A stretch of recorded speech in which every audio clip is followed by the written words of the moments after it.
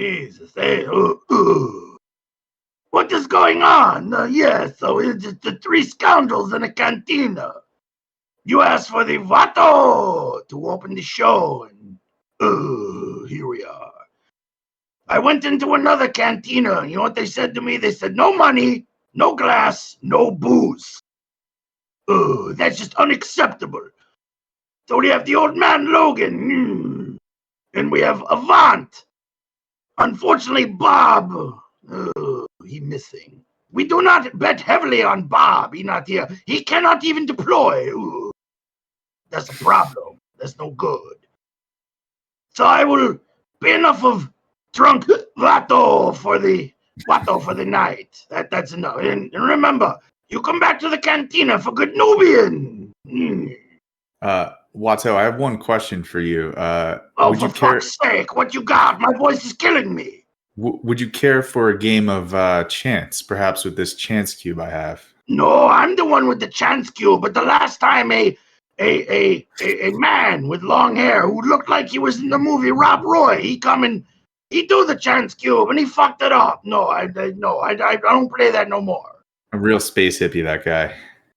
Oh yeah, he smoked a Chiba. Anywho, here we are, folks, back better than ever. God, I need a drink after that. Holy shit, my voice is killing me. I can't imagine why. I have no idea, but there it is. That was drunk, unfiltered Watto. Thank you for being back. Here we are, three scoundrels in the cantina.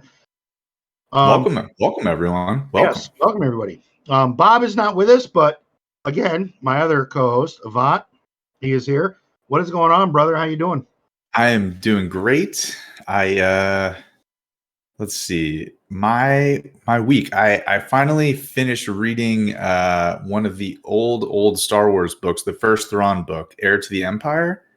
I finished reading that last night, so I'm pretty excited about starting the next one.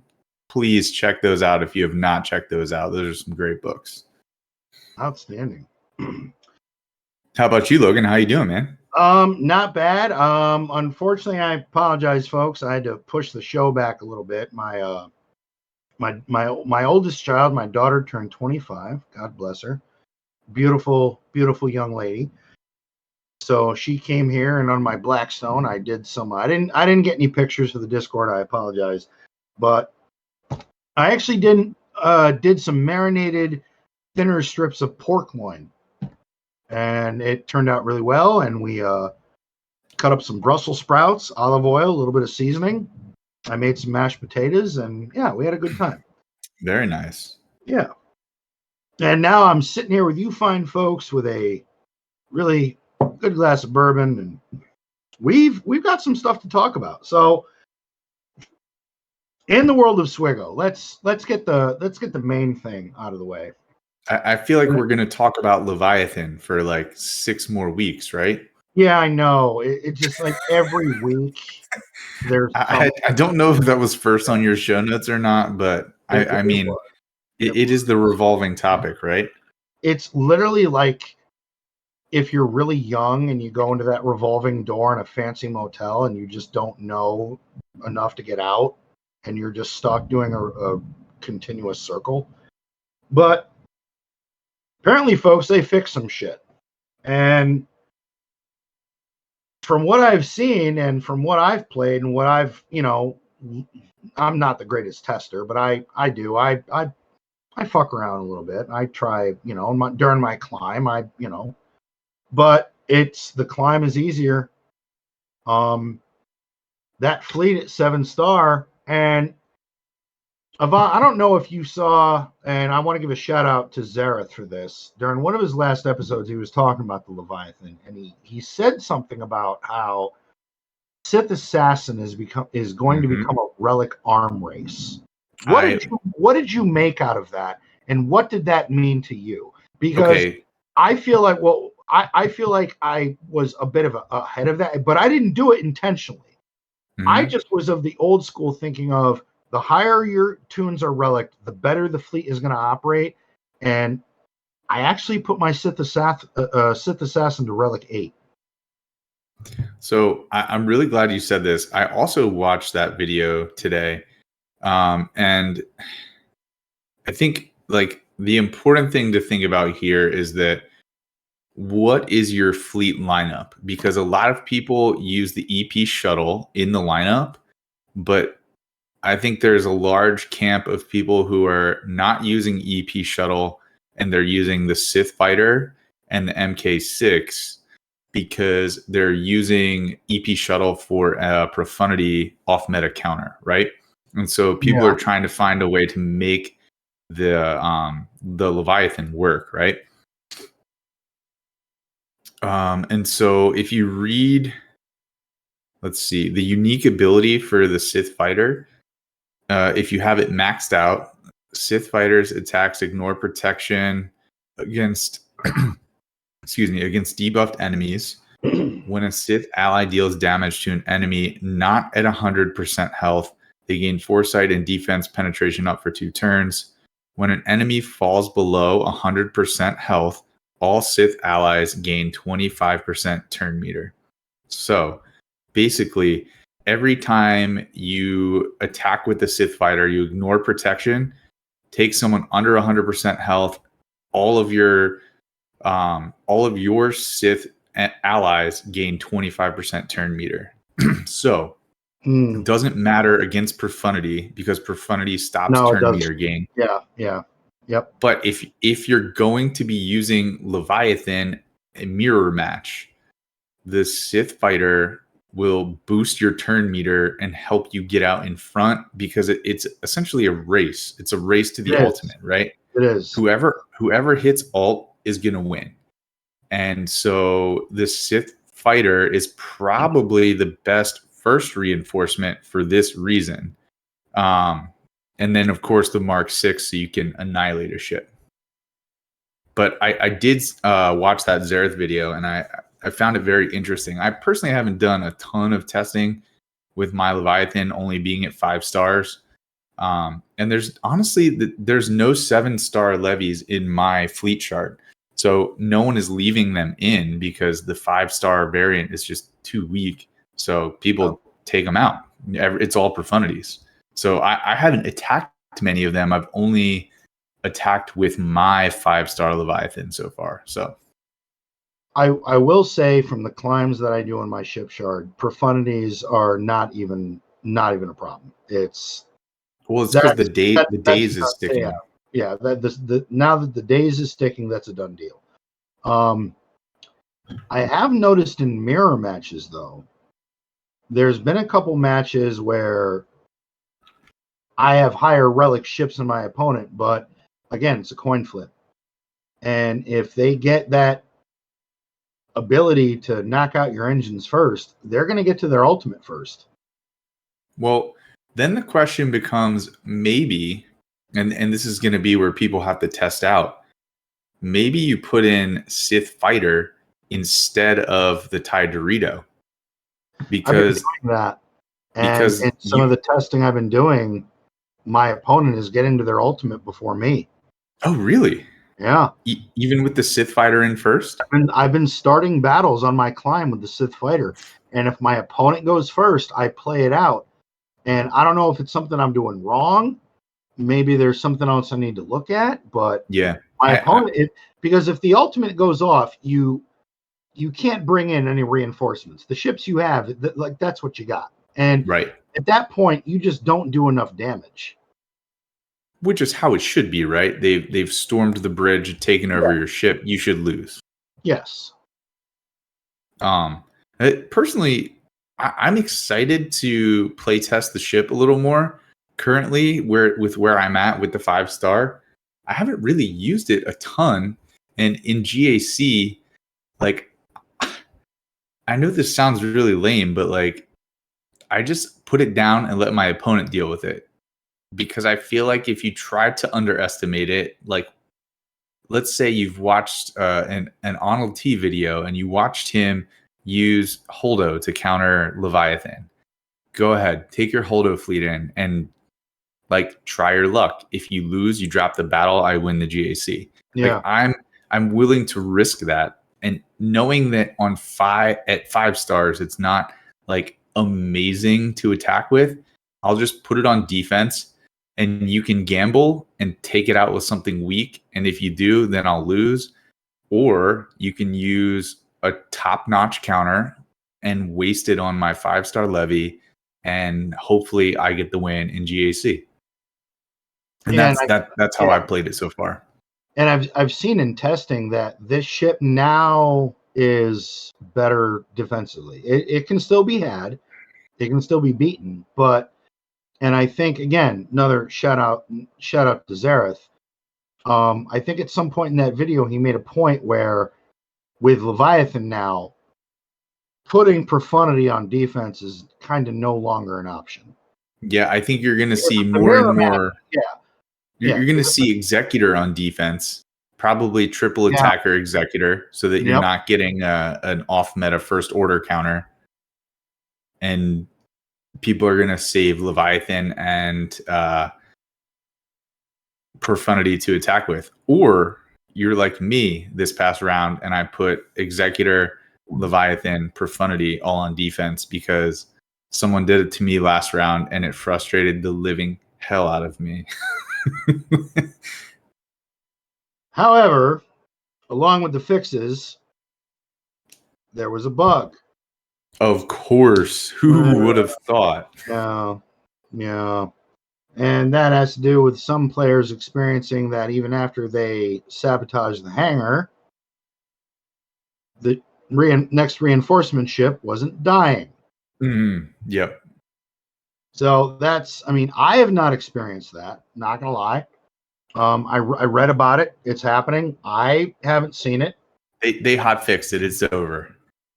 Oh, they did? All right. Yeah, they hot fixed it. I did read that, and I was like, all right, I haven't seen that, but okay. It happened like hours after they released the update. They hot fixed it, so it's no more.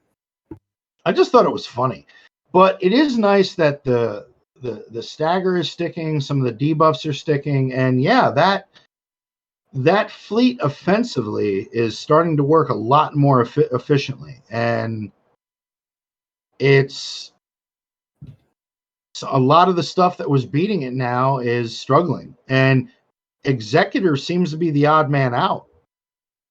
As it should be. Against this fleet. As it should be. It's the older of the 3 meta fleets, right? Yeah. And I know we talked about this like 2 weeks ago when it came out, right? Leviathan comes out. It's very underwhelming. People across the community are livid, getting their pitchforks out, right? and we were all just like, okay, yes, it's not working how we wanted. It's bugged. I'm not surprised.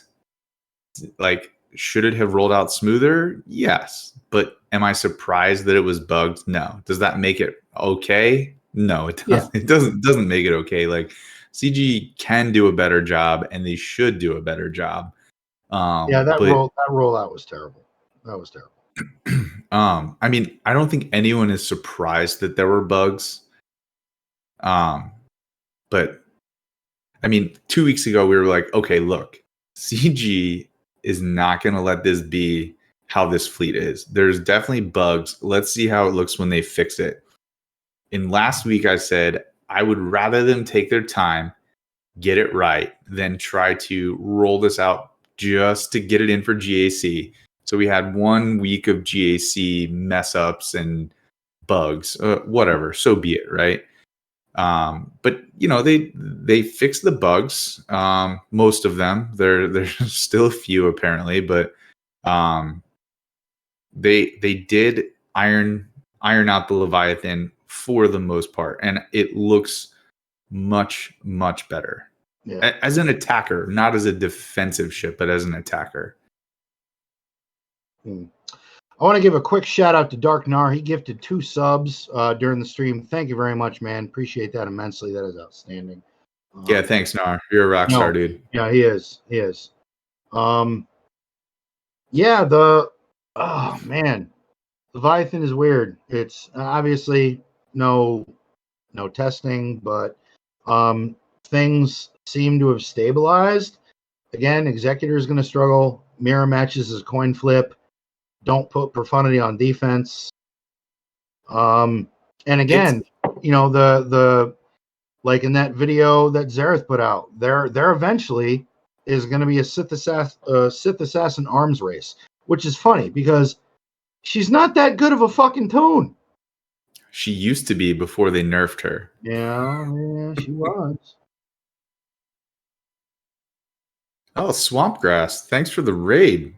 Oh, Swampgrass, thank you much, man. Holy shit. We Party of appreciate 12. that, Welcome. Thank you for welcome, coming. everybody. How's everyone doing tonight? Raid.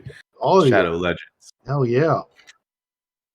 So we were talking about some of the fixes for Leviathan. It's working better, folks. Little nasty on defense, definitely brutal on offense. It's final thoughts on that topic, Avant. Is this CG's vision? Is it doing what it was supposed to do?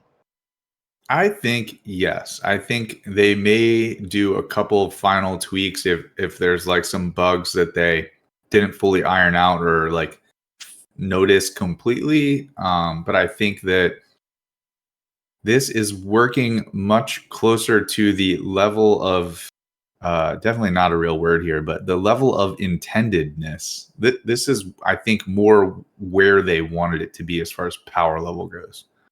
Yeah. Well, that's it, folks. And the only other thing, and again, another shout out to Zareth. He put out a really good video. He did say that the sad thing is that Leviathan is not something you can wail out for. If you did not do those conquests and get those specific characters and or ships, you're kind of screwed. And I don't think that's a bad thing though, because if you're early to mid game and you're like around the 4 million mark, they're like, look, I know you want this new meta fleet, yeah, but don't do it. Go after either Executor or Profundity, and you can have this toy later. They're laddering things, right? They're making things in tiers, and they're saying, look, you can't have this yet. And I think that's a good natural progression to the game. And that's a big thing about the game. I know a lot of people get upset, but again, CG does put out things that are like, this was not meant for you. There's certain things like Jedi Knight Cal. That's not meant for everybody. Leviathan, not meant for everybody. And again, for those at real mid game, 4 to 5 million, even back then when Conquest, everyone was grinding Conquest from Malgus, even at 4 or 5 million, like if you got Malgus at that GP, you put in some work. Oh yeah, for sure. Like you put in some major motherfucking work. Yep, you did some planning. You probably bought the pass. You were focused on Conquest, which most people do not do because it's, I will say, unenjoyable. Oh, like look at the last Conquest. You had to have you still had to have the Seer and Cal Kestis kills. You had to have a certain amount of kills with Phoenix. You had to have it was either Phoenix or a certain amount of kills with Wookiees. Like every Conquest that comes out, CG is banking that you're a whale and you're up to date, or for those that really want the Conquest character, you're going to spend the money to ensure that you're going to get red. Which is so funny that Bob is not here with us because I think he's actually going to get torn meniscus. And for those that have no idea what the fuck that means, that's Malicos. But I think Bob's going to do it. I think he's going to pull it off. I hope he doesn't get a torn meniscus, and I hope he just gets Malicos. I don't wish the torn meniscus on anyone. Yeah, no, nobody wants a torn meniscus. That could require surgery and rehab and all kinds of insurance and nonsense, and that's no good. But seeing as how we're kind of talking about Conquest, CG did did drop some news. And of course, during the transition, please hit the fucking button. We're actually changing topics, so at that point, I remind all of you, thank you for listening to us. Thank you for taking your time to listen to us ramble about this great game that we love to play and rage over, SWGOH. 3 Scoundrels in Cantina. Please hit the fucking button. We appreciate all your support. We're very active in our Discord with our fan base. Yes. Avant and Bob are. I try. I'm in there all the time. So please chat, please ping me. I'll interact and I love talking to people and talking about stuff, whether it's SWGOH related or grilling and chilling or whatever it might be. Absolutely. So, keep those follows, keep those subscriptions going, folks. We absolutely appreciate it.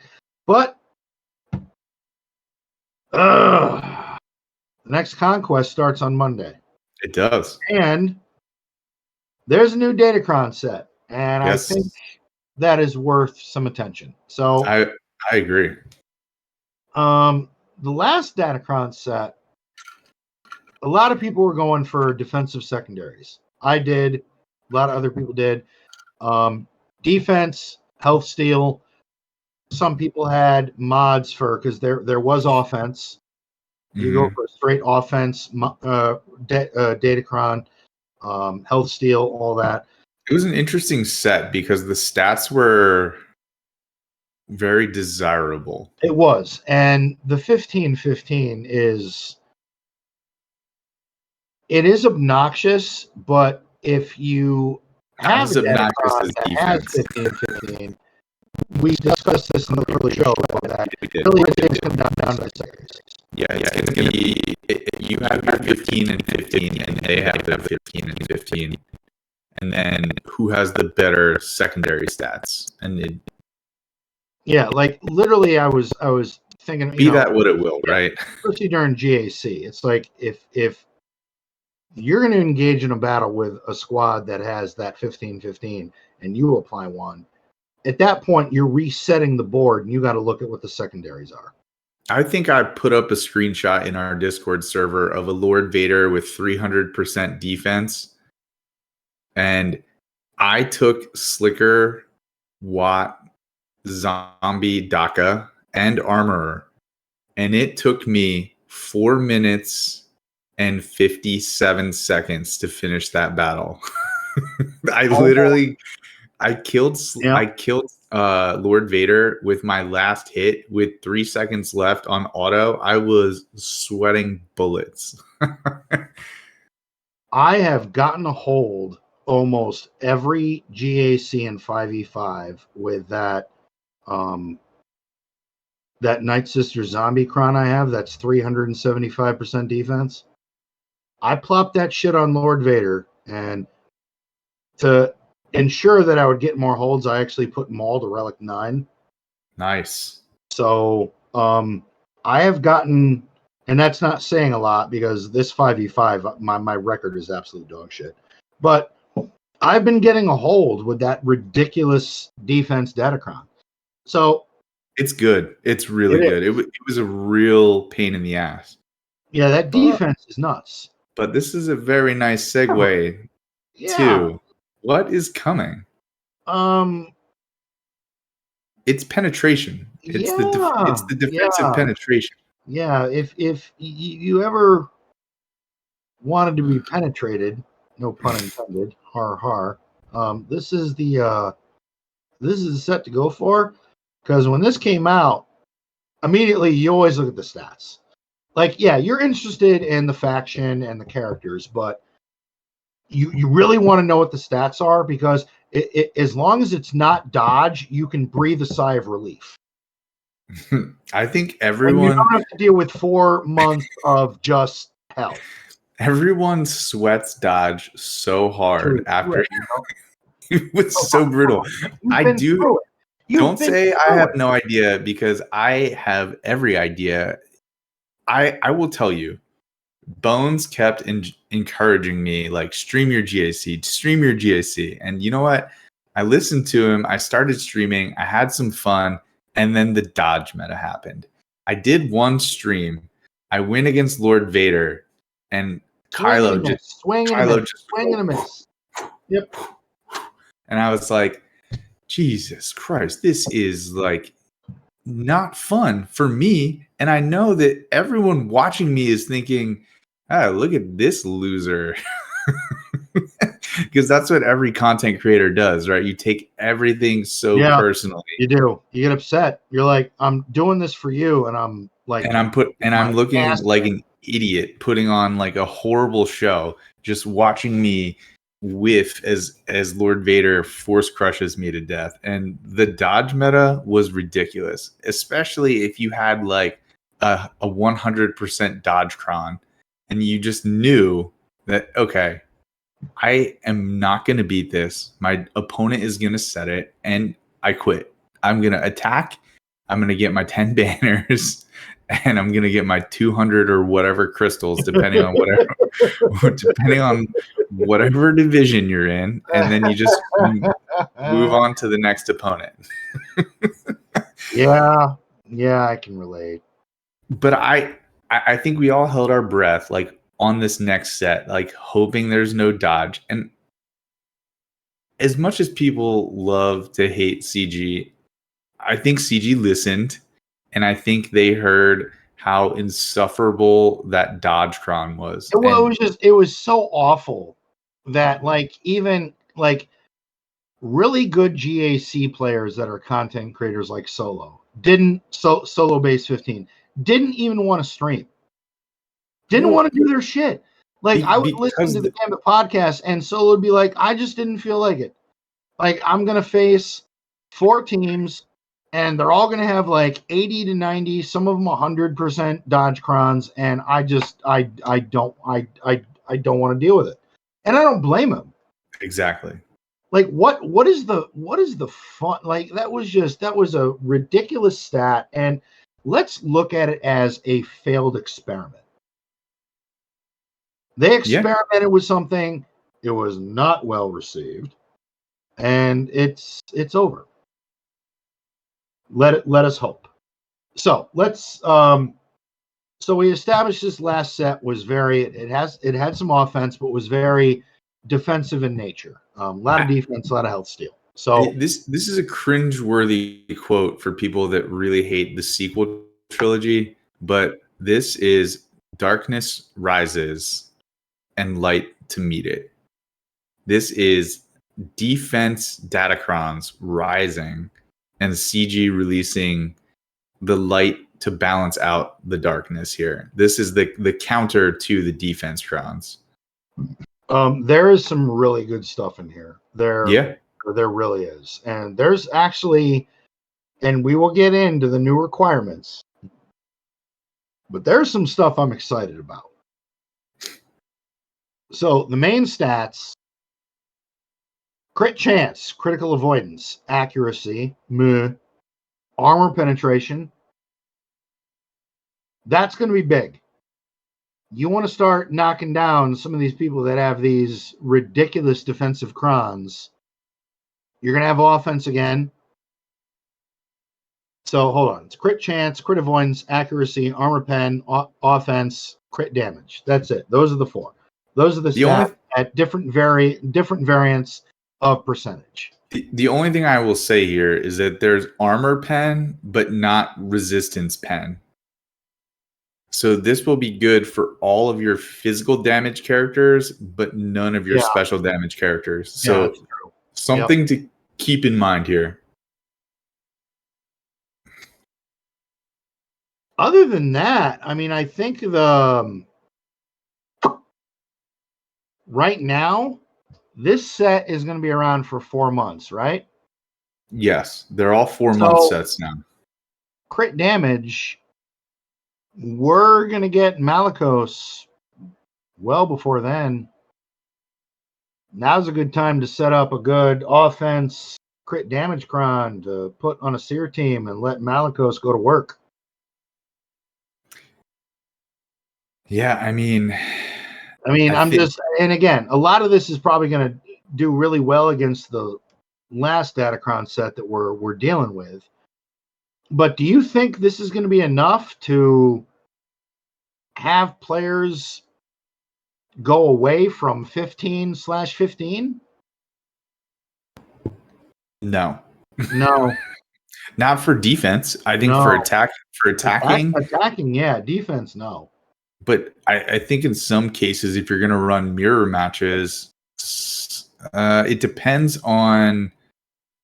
So here's the draw, right? I feel like this new set, people are going to get these Datacrons and use some of the Datacrons with defense penetration stats, and then the rest of them they're just going to bank them because the level 3 and the level 6 abilities are not quite as good as the level 3 and level 6 abilities from the last set.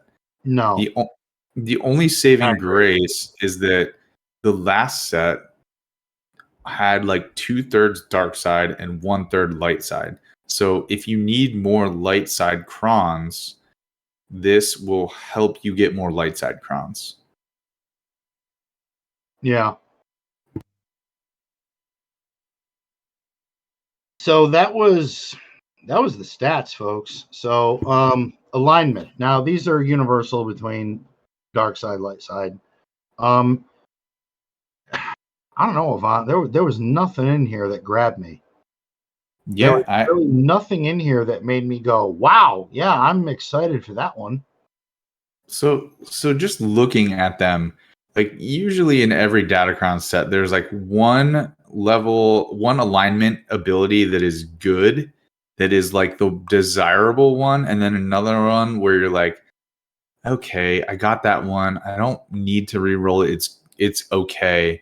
And then there's like 3 or 4 other ones where you're like, yeah, I'm gonna re-roll that right away. And for this one, like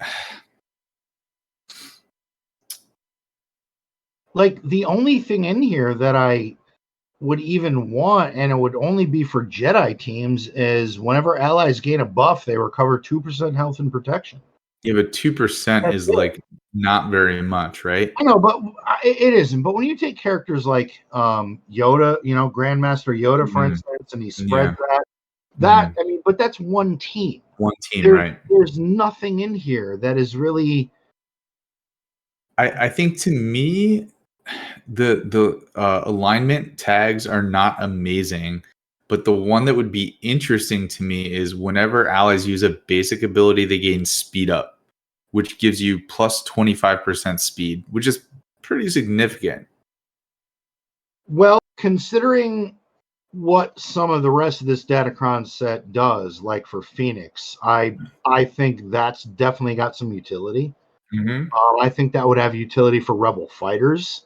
I think that would have a decent effect on Imperial troopers, like teams that rely on turn meter gain and getting that train going, like that is going to benefit those teams, so especially speed up. That's just going to make, like, you're going to get that turn meter train going a lot quicker. Yeah. So that's what we all know speed is king. Yeah, absolutely. But like at the beginning of their turn, allies have plus 25% chance to dispel all debuffs on themselves. Not exciting. I mean, if you have it, place it. But yeah, but a 25% chance, I feel like that's not enough. I mean, to me, the protection up may be more beneficial just for like durability once the 15/15 crons expire. But I don't know. Those alignment abilities do not excite me that much. I will say, if you're doing a Seer team with Scav Cal and Ahsoka Tano Fulcrum, the allies start the battle with protection up 20% for 2 turns, because that team is notorious. It needs to be slow for it to function right. So you're going to get teed off on it anyway. So now you're adding another layer of protection. So that cron could be good for that team, or it could be good for a CLS team. CLS team doesn't ever really, in the form that everybody uses it in, doesn't have a tank. Right. So that could be some extra protection if the battle tends to like. Because you ever been in a CLS battle and sometimes it slightly goes awry and you go, "Oh shit, I really need a good critical hit right fucking now." Yeah, and I With mean, Retron, you'd have some insurance. the answer to that question is generally no, because I have made my Han so damn fast All right, you know that what? I shouldn't even have asked you that. Jesus Christ, your Han is faster than mine. It's still a sore spot. So whatever. and No, your your Han Chewbacca, is lights out. Your Han is nasty. your Chewbacca and your Chewpio need to have a high tenacity to resist daze.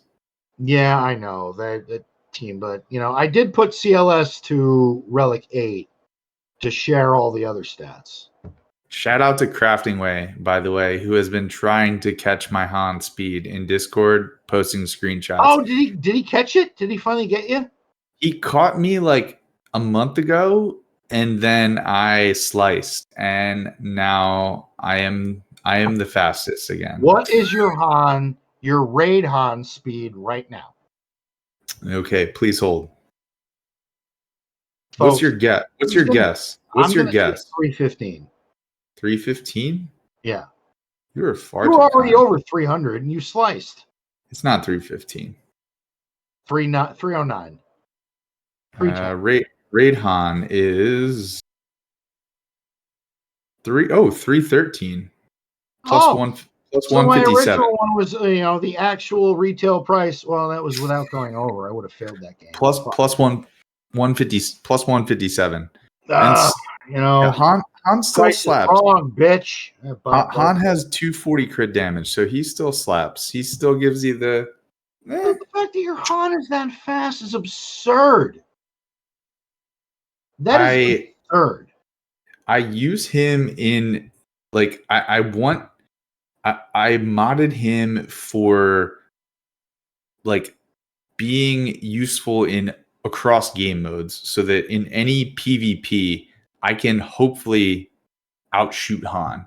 Like, all right, well, outshooting Han, I think your speed is almost a certainty. You do realize for that team to function, you don't need him that fast. No, but in GAC, when people put CLS on defense, which is not happening in our GAC brackets as much, but it used to. It's rare. It used to happen a lot, and it used to be very, very beneficial for me because I could shoot first, and I could stun, and I could stun Chewbacca and derail the whole team and get like really good banners. Yeah, the Tripio Cron that was out. That was actually the last time I really saw CLS consistently on defense. That was it. That was a good Datacron. I did not have Chupio at 7, Relic 7, but I did have that Datacron and I could not use it. And I could not bring myself to take him to R7 just for that Datacron. So I didn't. Yeah. And I'm glad that I didn't because I needed those relic materials for Leviathan. So let's get into my favorite part of this latest set because goddamn, there's some interesting shit in here. So for the factions, we've got Jedi, Phoenix, and Wookiees. And clones. Or clones. I'm very excited by all of these faction tags. Yeah. Can you field a full Wookiee team? Okay, so with a Datacron? People, I don't. You know what? I'm gonna check my squad. I don't know if I can. I'm gonna be honest. I don't know if I can field a full Wookiee team. People love to hate the Tarful lead Wookiees, but here's the good news: it's a bad batch certainty. You're giving your opponent a free pass with Bad Batch. Okay, so put your Wookiees in the front, and then put your Qui-Gon Jinn in the back. Then you use Grievous. I mean, I hear what you're saying, but it's like In the words of Denzel Washington, the shit's chess, not checkers. No, quote him. I love Denzel. Go ahead, quote it. The shit's chess, not checkers. Yeah, I knew where you were going too. I fucking knew it. God damn it. You caught me there. You got me. All right, continue. You got me. No, but I think the good news here is that the next Grand Arena is going to be 3v3. So you don't need 5 Wookiees at relics. You just, if you have Tarful at 7 stars, you take Tarful to relic 5, right? Because we didn't talk about this yet, but CG changed the Datacron relic gates. And we'll talk about that after. That's huge. After the Datacron set, we'll talk about that because that's an interesting change. It really is. And so in 3v3, you take Tarful to relic 5, which is not crazy if you have him at 7 stars.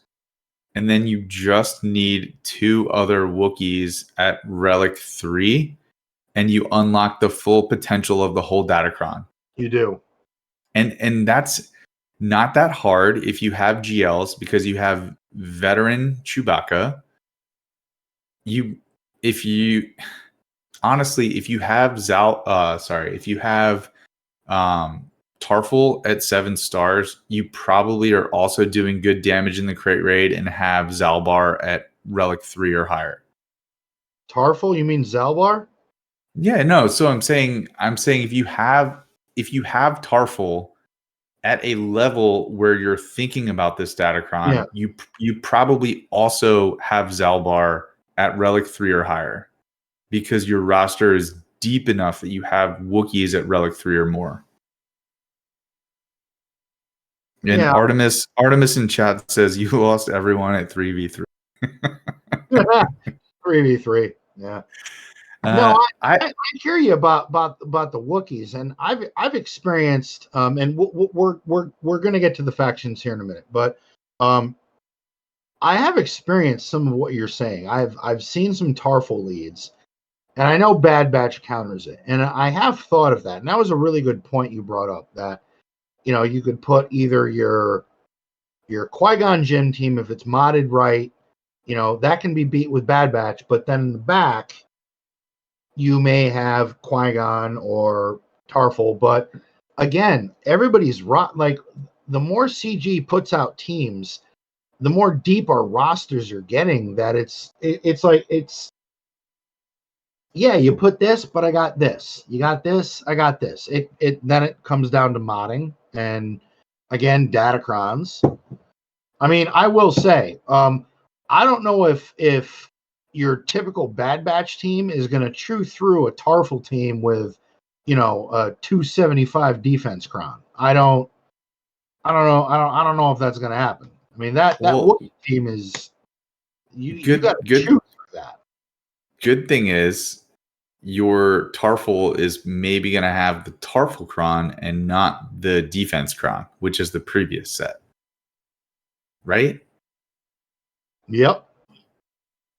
Which gives you choices, and this is what people love to hate Datacrons, but this is the true intention of Datacrons. It's like another layer to mods, right?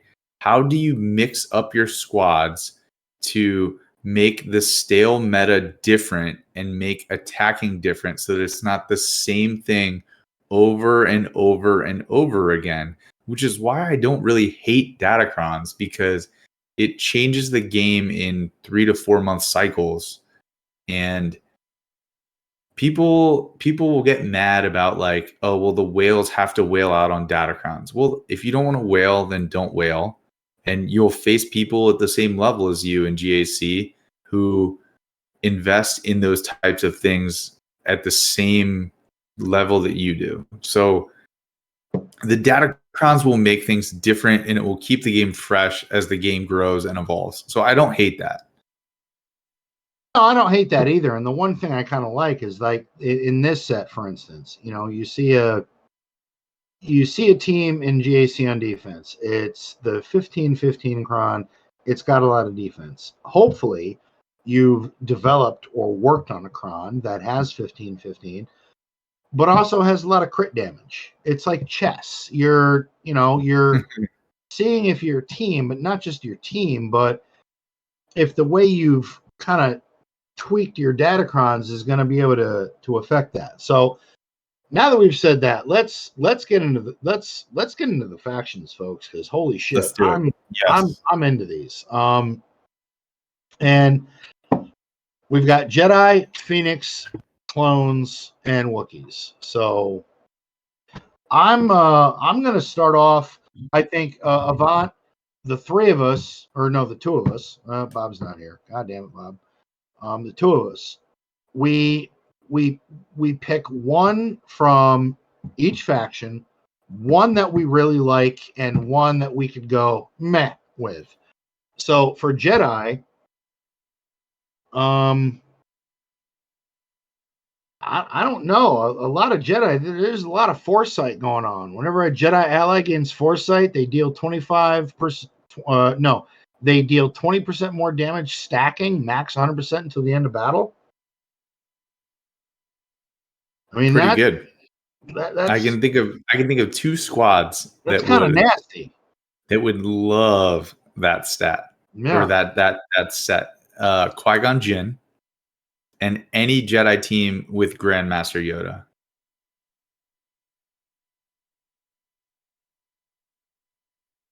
Yeah.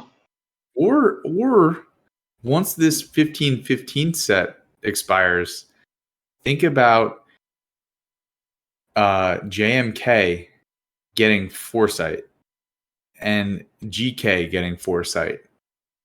If you're going to be going against Jabba, give yourself foresight, boost your offense. It's a solid counter. Yeah. No, I agree with that. Does anything else in the Datacron set from Jedi get you excited, or are you just going to shoot for that foresight ability? No. I was going to say for a Qui-Gon team, where was it? I mean, the other one that sounds good to me is whenever Jedi allies grant a buff to another ability, that ally gains 10% turn meter. That sounds good as well. It's not bad. That'll boost a team, but I was kind of looking at for like a Qui-Gon team. Like in some of my experience, I've seen a lot of people place Qui-Gon teams, and the mods are not the greatest. It's they're waiting on that big hit from Anakin to really kind of end the match. So I'm thinking at the start of each turn, if allies have 50% or more turn meter, damage they receive is reduced by 75%. It's going to add survivability to your Qui-Gon Jinn team, and maybe you get that hit off with Anakin one more time that could win you the match. True. It's going to add survivability onto that team. And it's all going to depend on your mods. Yeah. Which I like. I think that's fun. That's the fun part of this game, is that the mods give the variability to your squads. Yeah. Nope. Anything else on Jedi, or you want me to go on to the next one? Allies attack out of turn, they have 25% chance to remove 10% turn meter. Makes me think of Ayla Sakura. But well, yeah, really, and I think Jedi Master Kenobi. Oh, true. Yeah, good point. Attacks out of turn, you're going to get a lot of turn meter removal. That's going to make the Jabba counter possibly easier. You're going to get more attacks, and depending on your secondaries, you're going to do more damage. So I think that's going to help counter some of these ridiculous defense Javacrons. Mm-hmm. Is it going to fix it? No, but it's a good tool to help you along. Yes, it's another tool in your toolbox, right? Yeah. So now we go to a faction that I'm I'm rather happy about. I'm gonna skip Phoenix so that you can talk about Phoenix. I'm gonna skip down to clones. Okay, all right. You know So, what? Fair. Because you wailed out on Captain Rex. I did. And I'm jealous that you have him where he's at. 7-star Relic 7 out of the gate with the Omicron. Yep. And then So I'm gonna a week later, skip Phoenix. I put all my Phoenix relics. Yep. I'm gonna skip Phoenix and let you talk about them. I'm gonna go down to and so when I look at the clone abilities, it's very similar to the Jedi abilities. I think like there are certain ones where I'm like, okay, well that doesn't matter, right? Like whenever an enemy is defeated by a clone ally, they cannot be revived. You're probably using either Gas 50 first and it doesn't matter, or you're using your Bad Batch and it might help you against like a Akbar counter, or not Akbar, sorry, Radis counter. Radis. Akbar, holy shit. We're going back in time. Wrong fish man, I apologize. No, Radis, yeah, I can see that.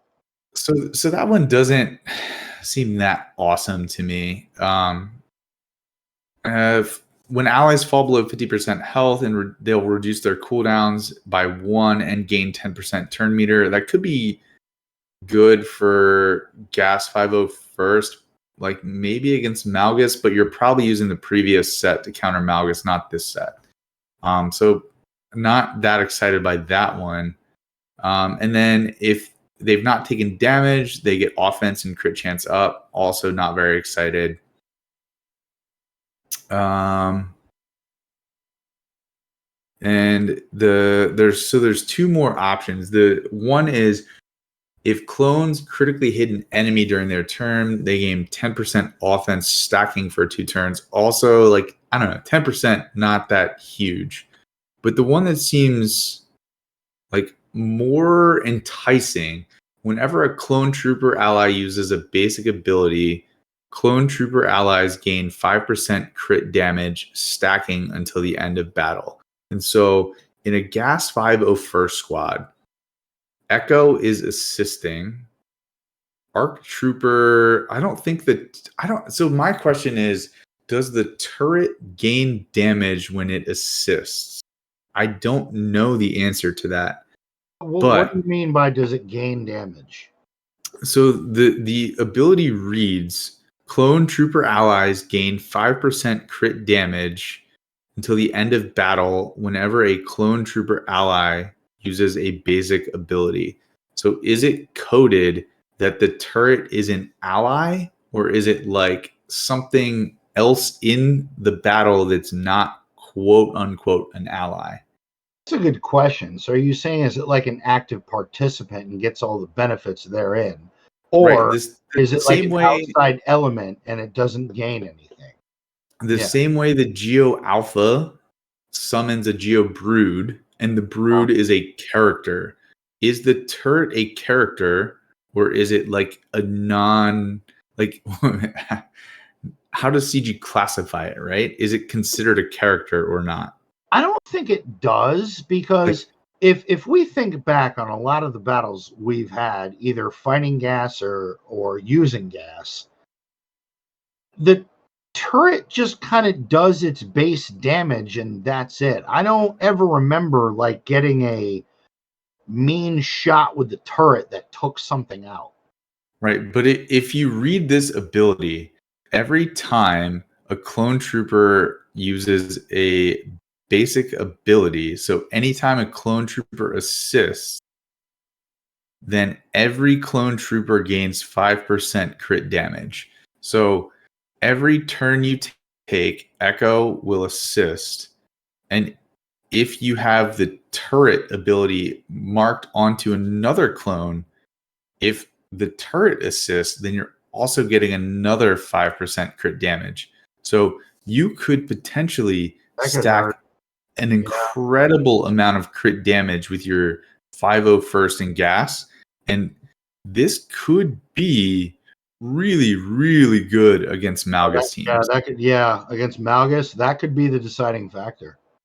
And this could be like a very good replacement for when the 15-15 crons with protection and defense expire. So I think your people who chase Datacrons may be going after one of those with some good offense and crit damage stats. It could be pretty dirty, but I don't know. We'll see. All right, so how do you feel about those? Do you have anything to add, or do you want to go on to Phoenix? No, for the clones, I think the question that you presented, if that works out, gas could definitely be a force offensively in GAC if that works, if that includes the turret. I mean, I'm not in a position to debate that at all. If that's the case, that could be nasty. Sorry, Bob has corrected me. It is Phoenorex, not Phoenix. It's what? It's Phenorex? What the fuck? What? Or Phoenrex? I prefer Phoenorex. No. Just no. Just stay off his lawn, okay? Yeah, it's just nonsense.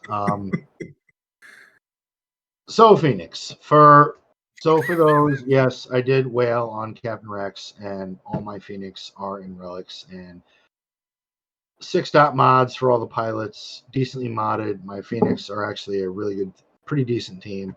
So I've been kind of looking forward to something like this. So some of the things that jumped out to me was whenever a Phoenix ally uses a special ability, which happens quite a lot, Phoenix allies gain 5% counter chance stacking and 10% offense stacking until they're defeated.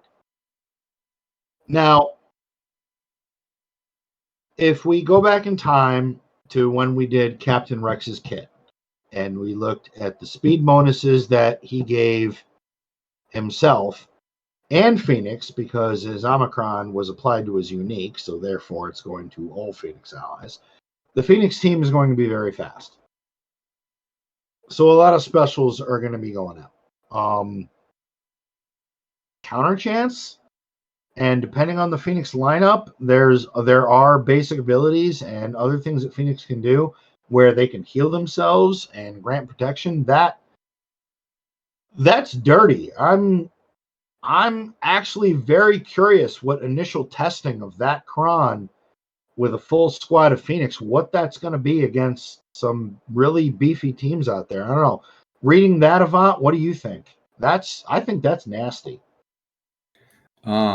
I think it sounds very interesting, and I won't know because I won't have Captain Rex at 7 stars for at least a couple months.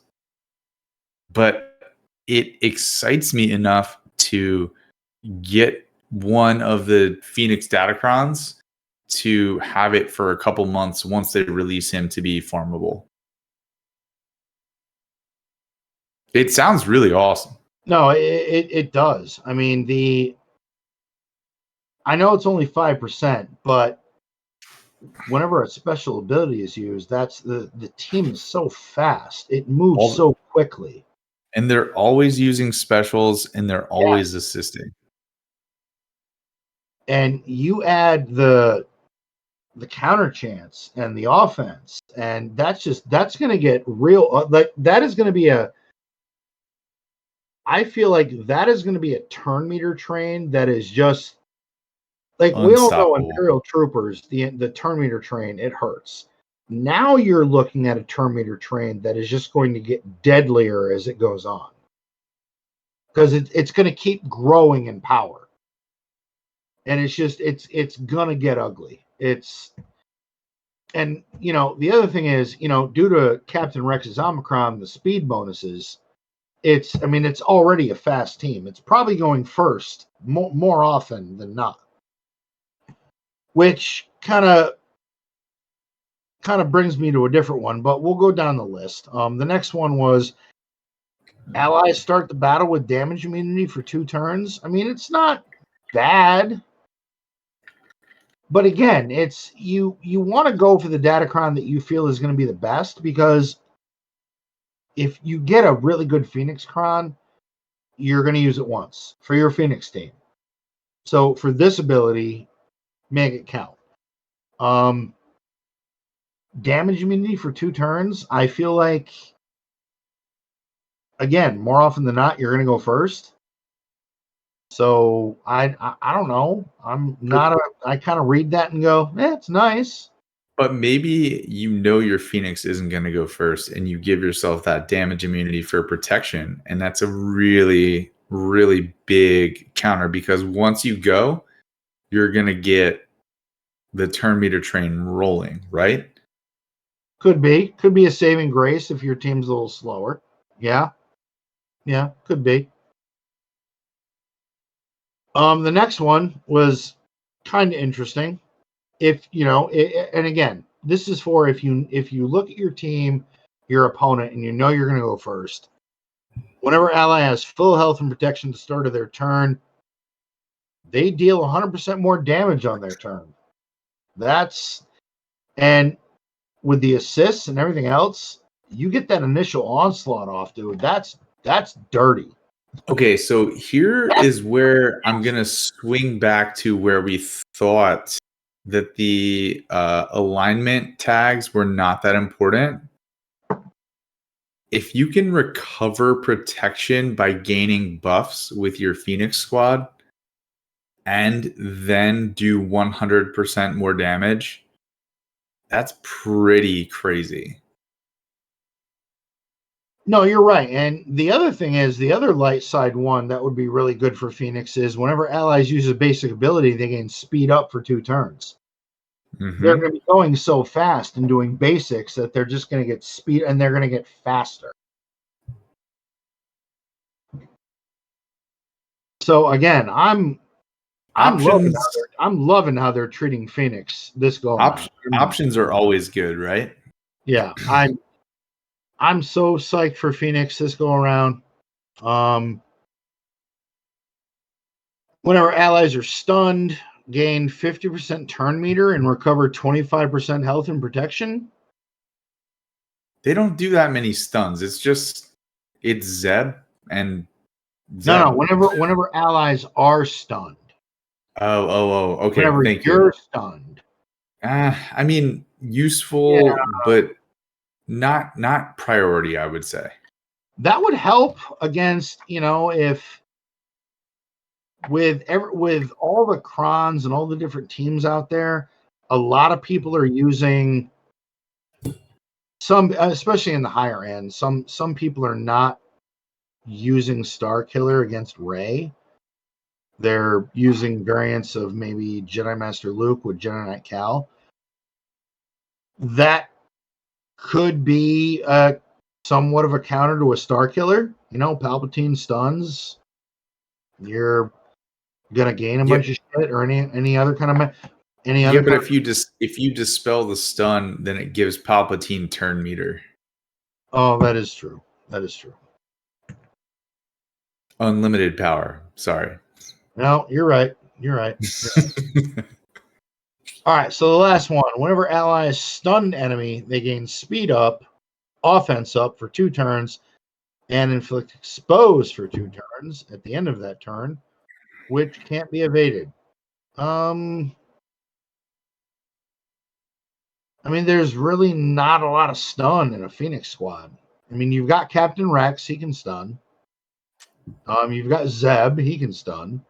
Yeah. But there's really not much else that stuns. If anybody in the chat, if I'm wrong, let me know. But I don't.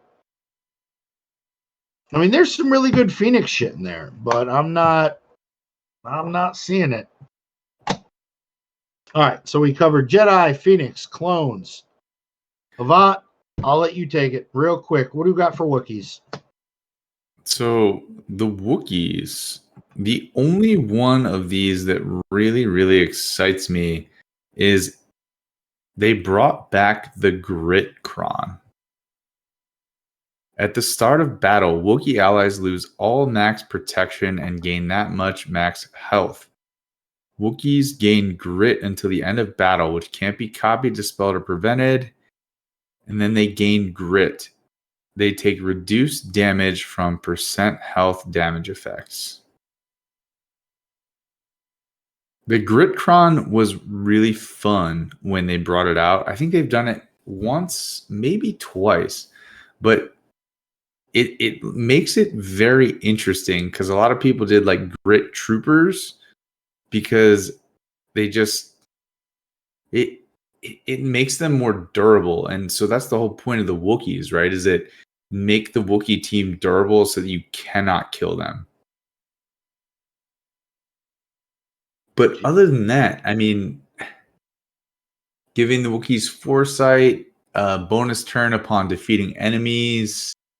I guess if you didn't get the Gritcron, it would be at the start of each turn. If allies have 50% or more turn meter, damage they receive is reduced by 75%. That's pretty good because they're all about defense and survivability. So that would be pretty good. And I guess, I mean, I don't know how useful it may be, but whenever Wookiee allies use a special ability, they stun the target enemy for 1 turn, which cannot be evaded or resisted. So, I mean, that could create problems, probably more so in 3v3 than 5v5. No, definitely 3v3. That's going to be a problem. Yep. Okay, totally 3v3. And so in the chat, Leebone357 says Vandor does damage based on max health. That conversion is going to clap cheeks. Clap cheeks. Yeah. And okay, so that's a very good point. And I know a couple content creators have talked about this already. And so for those who don't know about Vandor Chewie's kit, he has a ton of health and not a lot of protection. So you just boost his health up, and his special ability is a percent health ability. So he will absolutely slap fools.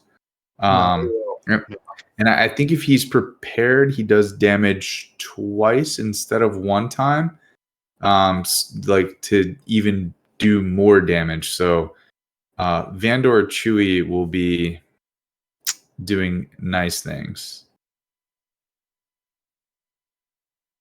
All right, so that is for factions. Let's go into the juicy part. Let's go into characters. So I'm actually gonna read each of these, and we'll just give a quick thought. Okay. We got, and again, neither of us have them, but we'll speculate. Jedi Knight Cal Kestis. So at the start of battle, Jedi Knight Cal Kestis gains 15 stacks of Impetuous. Whenever a Jedi Knight Cal Kestis gains stacks of Impetuous, grant Jedi allies speed up for 2 turns. I mean, useful if you're one of the 2,000 people with Jedi Knight Cal Kestis. It's nothing earth-shattering. I'm like, okay, I mean, do I want it? Yes. Do I have Jedi Cal? No. Will I have him next time? Yes. Will that be? I don't know. We don't know. We don't know. However, I'm going to read Captain Rex, and I'm going to be having a shit-eating grin from end to end. In the words of Palpatine, do it. Yeah. At the start of battle, Clone Trooper and Phoenix allies gain, and this is the weirdest fucking number. Like, I want to know if there's a meaning behind this. There is. Do you want me to explain it to you? No, please do, because I read that and went, why the fuck that number? Rex was CT 7567. 7567 was his Clone Trooper number, so that was like his number that he was assigned.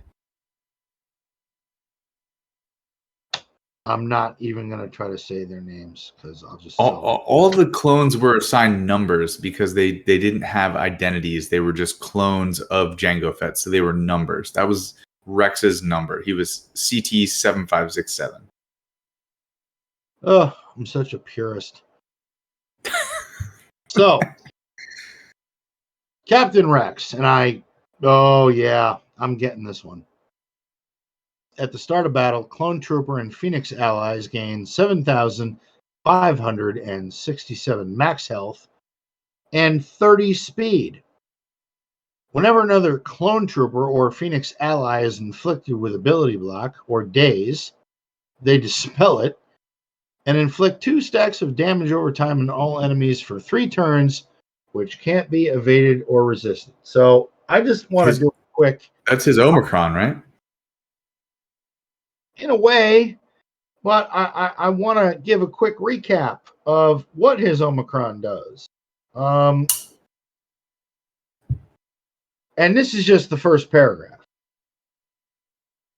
While in Grand Arenas, Rex gains 30% critical damage, an additional 60% health, max health, and 25 speed. That's the first paragraph of his Omicron, which is on his unique. So not only is Phoenix gaining whatever their speed is at, they're gaining 25 speed from his Omicron, but now with the Datacron, they're now adding 30 more speed. So that's 55 speed It's pretty good. added on to that team. So again, some of the things we mentioned before about, oh, this would be good for Phoenix, turn meter gain, getting the train going. Avant, dude, correct me if I'm wrong, but Phoenix is going to be fucking nasty this set. Phoenix is going to be... If you have Captain Rex. If you have Captain Rex. That's true.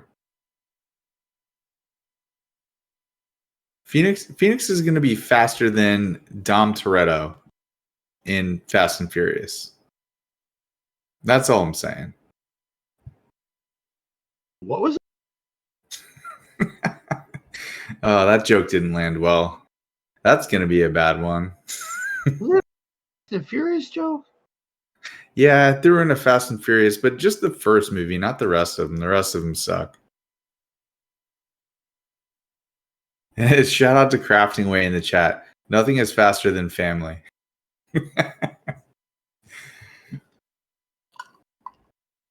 So we also have Tarful. Fuck it, Tarful.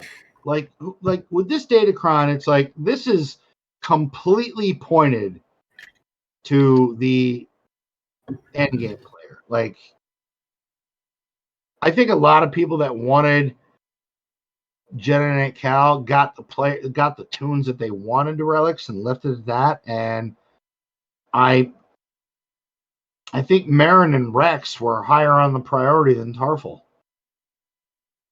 But yeah, I think people looked at Tarful's kit and Wookiees and the usability of Wookiees. Like, people they're not gonna invest into the Wookiee faction just for like one territory battle mission. So a lot of people were like, okay, I'll take Tarful to gear 12 once I get him to 7 stars. I'm probably not going to take him to relic levels. And this is CG's way of saying, like, are you sure you don't want to take him to R5? Look at this. This looks nice.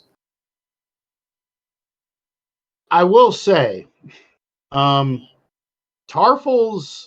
Datacron is going to make that team more obnoxious by a lot. I would agree. I will agree with that. Yeah, at the start of battle, if Tarful is in the leader slot, Wookiee allies gain 25% offense until the end of battle. Whenever a Wookiee ally is defeated, all Wookiee allies' cooldowns are refreshed and they recover 100% health and protection. Good. Whenever a buff is dispelled on an enemy, all Wookiee allies gain 5% tenacity. Stacking. That's very good for bad badge counters. Yeah, that's rough. Every time Echo dispels buffs, you're stacking your tenacity. Yeah, I mean, it's enticing. it is, but Do I want to take Tarful to R5? No. no. Will I do it? Probably not. There's other characters in this list that would entice me more than Tarful. Yeah, and here's the thing with with Malicos, we're about to start the next conquest for that. GL Leia around the corner. I don't have Zalbar and relics. I don't. I was a huge old that I was a huge fan of that game. I just don't have them in relics. That's just not a side team that I feel like I can afford to really work on. That's just I have not Zalbar. like for me I to have get Zalbar at Relic 3. Oh, you do? I No do. shit. But And for me to mission get as Jedi well. Knight Cal, like I'm gonna put Tarful to 12, and that's it. For now. I mean, later down the road, yeah, all right. I get Leia, I've got Cal, whatever else comes down the road. Next time there's a lull. I know people are like thinking, do not take Zalbar to relics. It's not worth it. He is a really good tank. He is so durable at relic levels. I highly recommend him. You won't regret him. And the one thing that people undervalue is tanks. Take your tanks to relic levels and high relic level, because the higher relics they are, the thicker they are, and they're useful across squads. And a lot of them have like multiple tags, or they have utility, and there's not as many tanks as there are attackers, and you need good tanks. I agree with that. And he does do armor shred, which He does. Bones said in chat. So very useful mechanic. Going down the list, to be honest, the rest of the Phoenix is kind of yeah. Ezra Ezra's not exciting. The Kanan, to me, his ability is kind of enticing because he reflects 20% damage back, which is pretty good. That's that annoying mechanic in Conquest that we all hate with the Padme teams.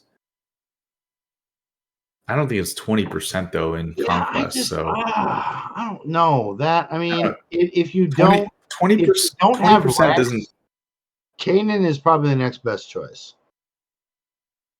20% reflection of damage doesn't seem high enough to be something I'm gonna chase. It's not. It's not one of those Datacrons that you go, ooh, I gotta have that one. Yeah. Is it nice? Is it useful? Yeah. Do I feel like I'm gonna like go after it? No, probably not.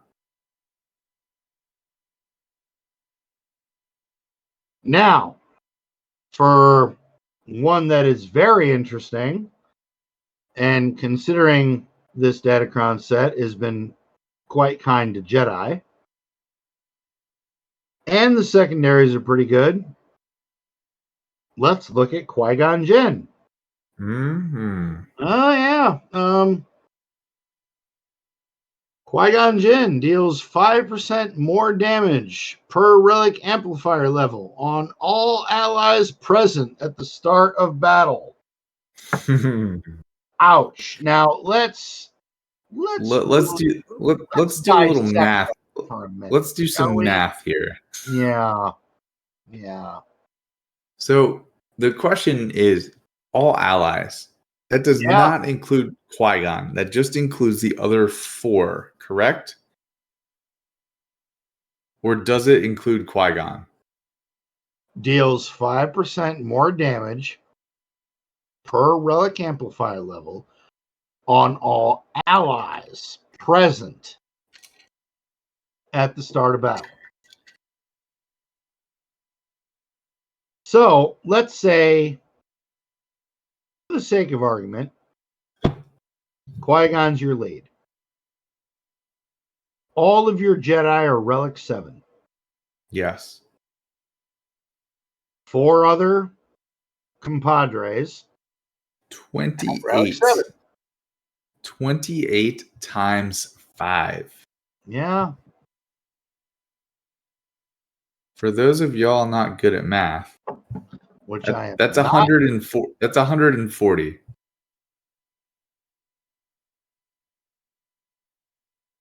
So Qui-Gon Jinn is going to do 140% more damage in general. You will be seeing players at the top end more than likely remodding their Qui-Gons for offense. Whatever they had their Qui-Gon modded for, they will now be modded for offense. And when Qui-Gon hits you, you're going to need a fucking medic. Yeah. That's basically what that's telling me. That is going to make the Qui-Gon defense a little more problematic. Now. So not only do you have to worry about Anakin now, you also have to worry about Qui-Gon, right? Yep. Which is good. And this is where Datacrons are fun, where you can take one squad that people know how to counter and you can elevate it just a little bit to make things a little bit more interesting. And that's the other thing. I've been seeing a little bit more Qui-Gon teams with General Kenobi, because a lot of people that are throwing their Jedi Master Kenobi, they're using Mace Windu to counter Jabba. So it kind of frees up GK, and they're putting GK on a Qui-Gon team, which is giving you a constant taunt, which will give you more room to maneuver for this Datacron for Qui-Gon to really tee off on your ass. And if he doesn't kill you, fucking Anakin will. So the Qui-Gon team, this set could be a force, could be something to deal with. Could be a little more interesting for sure. Bad Batch could be an issue. Yeah. You might have to try something else. We will see. We will see about testing and all that. What else we got here?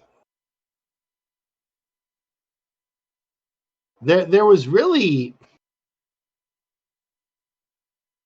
I mean, Omegas wasn't bad. I read it, and I didn't read it a lot because I think don't have Omega and Relics.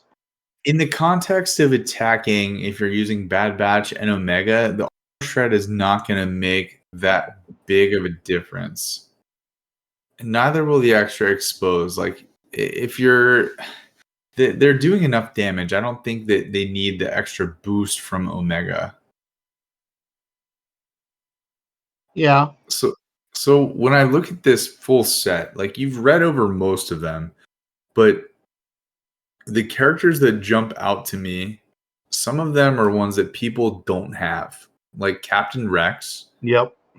Or Jedi Knight Cal Kestis.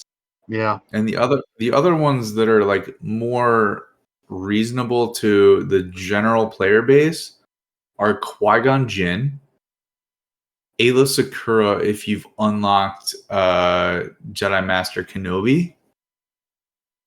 And a lot of people don't have her at 7. Well, you don't need her at 7. You need her at 5. Yeah, right? we have to cover that. That's true. I forgot about that. And so the other ones that jump out at me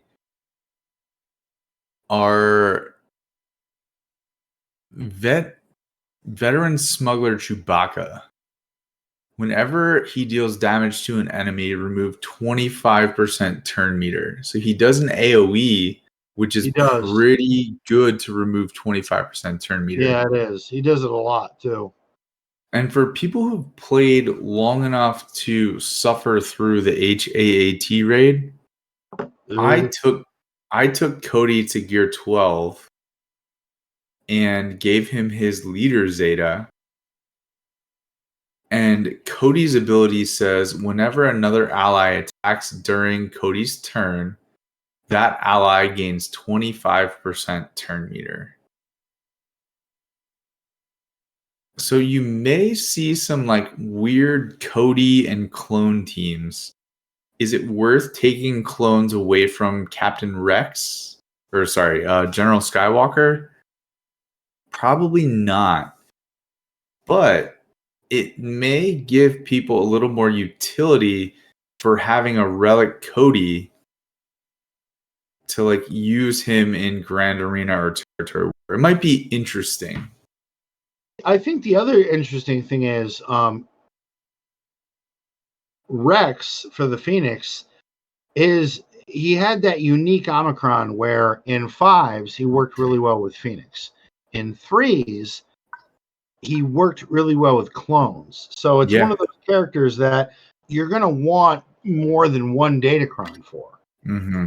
So I think that's really, for those that have them, that's going to add some options depending on testing and how things work out. But it is that's with everything else that's going on with these Datacrons, that's going to add some utility.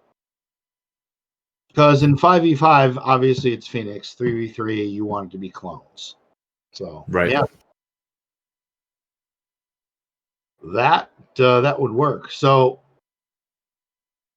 that was it, folks. That is our deep dive on set 10. I think it's going to do some decent things. Is it?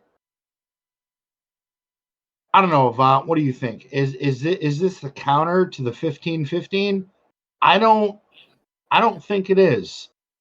It's not a counter to the 15-15. I think it's a counter to the defense. And I think that the people who invested in 15-15, it's good for them for durability. Yeah. But I think I said this last week, and I'll echo it again. I think percent defense on this past Datacron set is more of a problem than the 15% health and protection, because you can chew through health and protection, but the percent defense is just more insufferable to get through if you don't have any kind of defense pen. No, it is.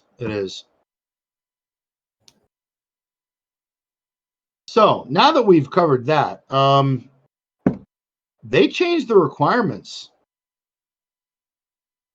At least for this set, they're a lot different now. Instead of needing Relic 7, you now need Relic 5. So Avant, I will let you explain what the fuck did CG do, and how do you think this is going to affect the player base?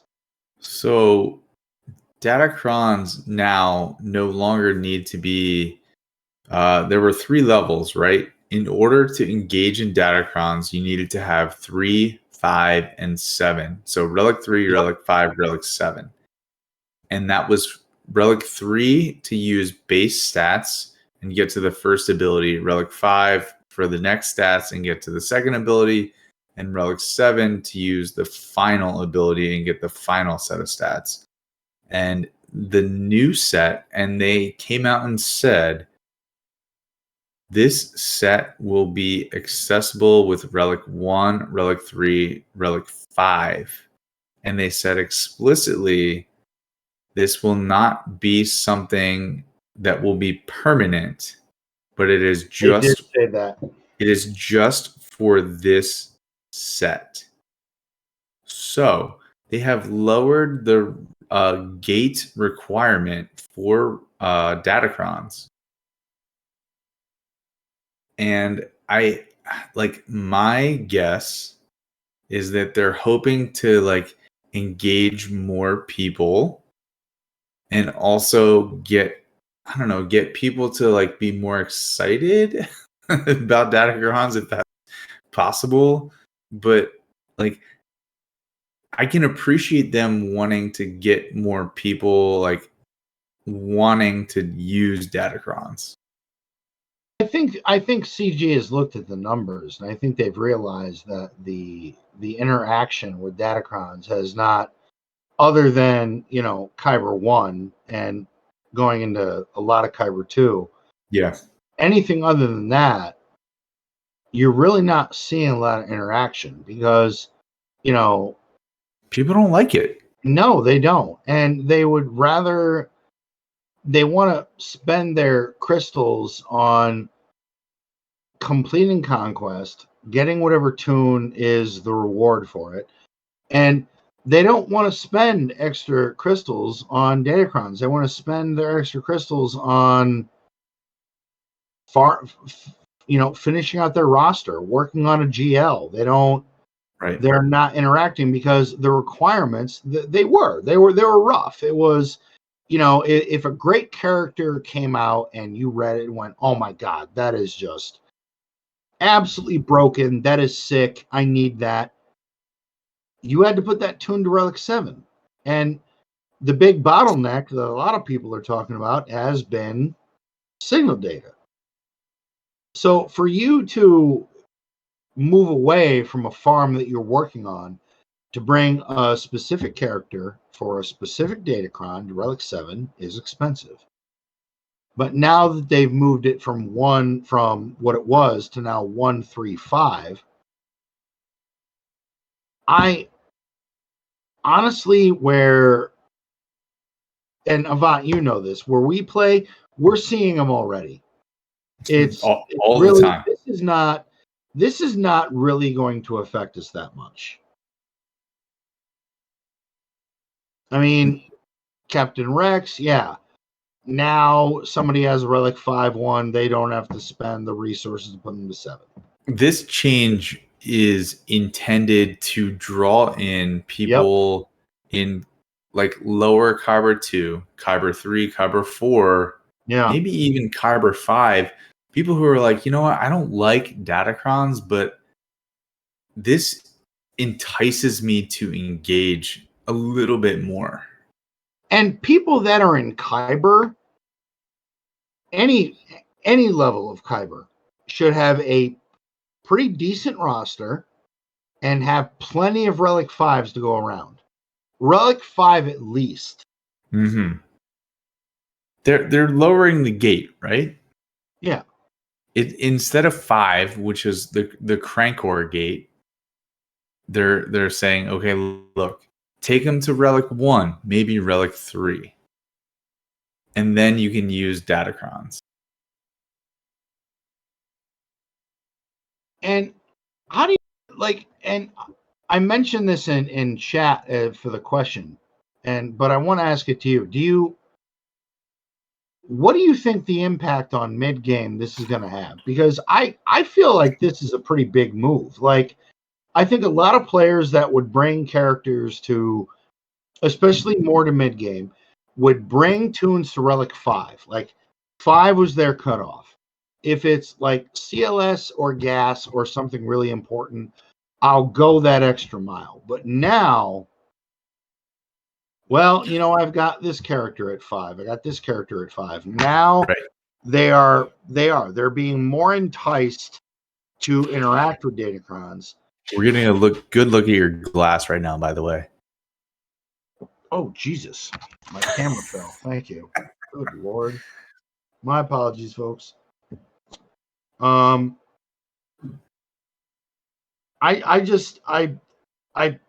think this is going to be more of a tool for more mid-game players to interact. The question is, are they going to? Are they going to look at this and go, "Oh, okay, I'm on board now. I like this." I think that a game-changing thing like Datacrons, people were very resistant to it, and only the top end or ultra competitive players engaged in that content. And now they're trying to figure out a way to get more of the like average player to say, you know what, I think Datacrons could be helpful. How can I engage in this, and how can I enjoy this? And I think this is a really smart way for them to do that. No, I do. I agree. I think this was a smart move on CG's part. I mean, people hate these fucking things. People absolutely hate them. They despise them. Hot take. I actually enjoy Datacrons. I find them interesting, and I think it makes the game more diverse. I mean, I'll take the bullets of hate for that, but I enjoy Datacrons. Well, this set is going to make it a little more interesting for Avant, especially where we play, because now it's less of a requirement to work on secondaries. Okay, let me say this. I enjoy Datacrons now that there are no ability bonuses for Galactic Legends. Once the GL bonuses were done, Datacrons have been much more palatable. And that's all I'll say about that. Okay. That works. So now that we've done the whole shit, everybody's favorite topic. Oh, Datacrons. Everybody loves that shit. Let's move on. So to everybody listening, following, hanging out, hit the fucking Logan, button, take point for like 90 seconds. I'll be right back. Do your thing. I got it. 90 seconds? Holy shit. In fact, I'll let you know what? I'll admit it. I don't give a fuck. It is what it is. It's GAC. I don't give a shit. So I made the ultimate GAC blunder. It was, folks, this was bad. It was bad. So I never do my GAC when it starts that night. I never do it. I like to wait. I'm that guy. I like to wait. I like to wake up the next morning and see what my opponent did. Sometimes I wake up, they didn't do shit. So it's a race against the clock. So today, I was on lunch at work and had my lunch and I started working on my GAC, doing some shit. And a coworker came in, started talking to me, and you're looking at your phone, talking to somebody. And I made the ultimate blunder. I still can't fucking believe I did this. I went in against the Ray team with my Palp, Mara, usual team. But for some reason, I start the fight, and it's not Star Killer. It's Ben Solo. And I went, well, I just fucked two of my teams. Yep, that's what I did. Wasn't paying attention. Shit happens. That's what I did. God fucking damn it. Cost me the match. So. Chair stream. Yep. Pay attention, folks. When you're doing GAC, don't let anyone talk to you. Don't let them do it. Ever. Just say, hey, fuck her off. I'm busy. But I have a plan to end world hunger. No, fuck her off. I'm doing GAC. No, I'm busy. So GAC? I am 5-4. You're what? 4 and 5, or are you 5? You're 4 and 5. I need to win the next two to slightly redeem myself. Jesus Christ, this 5v5 has been awful. Mm-hmm. Absolutely awful. It's the new ship meta. It just shakes shit up. That has had nothing to do with it. Literally, I don't even know what to say about ships. It's outrageous. It's been absolutely awful. There's no excuse. It's just been terrible. So I derailed you for the stall, but next topic was Well, GLA speculation. we have not gotten any projections on anything. I was hoping that we would have something GLA related to talk about, but I'm kind of looking forward to speculation about it, to be honest. Actually, from what I've heard and looked up, this is the longest span of time CG has had promoting the next set of requirements after the first. Like, this is It's usually like longer than usual. They're usually like 2 or 3 weeks apart, right? Yeah. How many weeks has it been? I feel like it's been almost a month. You might be right. Yeah, correct me if I'm wrong, but it's been longer than that. It might have been 4 weeks. I don't know. But okay, so I put some thought into what could the possible GLA requirements be, and I was trying to think how many marquee characters have been requirements in the past. Is it going to be 3 or is it going to be 4? Because they've already announced Captain Rex, Princess Nisa, and they've talked about Drogon. Yeah, right? Drogon. Yeah.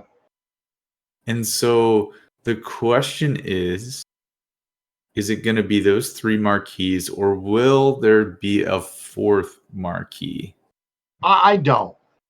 I don't, because when you look at Jabba, there were 3 marquees, and they went on a bunch of shit that people hadn't think to really level a relic up, and I think that's going to remain the same here. What I do think is going to happen is that, and I know we talked about what tunes do we think we're going to have to relic. You already got Wicket. You got Princess Nisa. There's going to be at least 3 more Ewoks that you have think to 3 more or 1 more to make 3? No, 3 more Ewoks that are already in game that have to be at relics, because CG is going to push Princess Nisa, the Ewok team. There are gonna be 3 more Ewoks in the requirements. So correct me if I'm wrong, but you're saying there will be 5 Ewok relic requirements. Yes. I disagree with you. Really? I do. Nisa and Wicket wasn't enough of a hint, especially with a marquee that they're going to try to push to make a new team for people to wail out on? I think there will be 1 more Ewok, but no more. Wow. Where are you headed? Well, I think this is a great segue. So, hit the fucking button.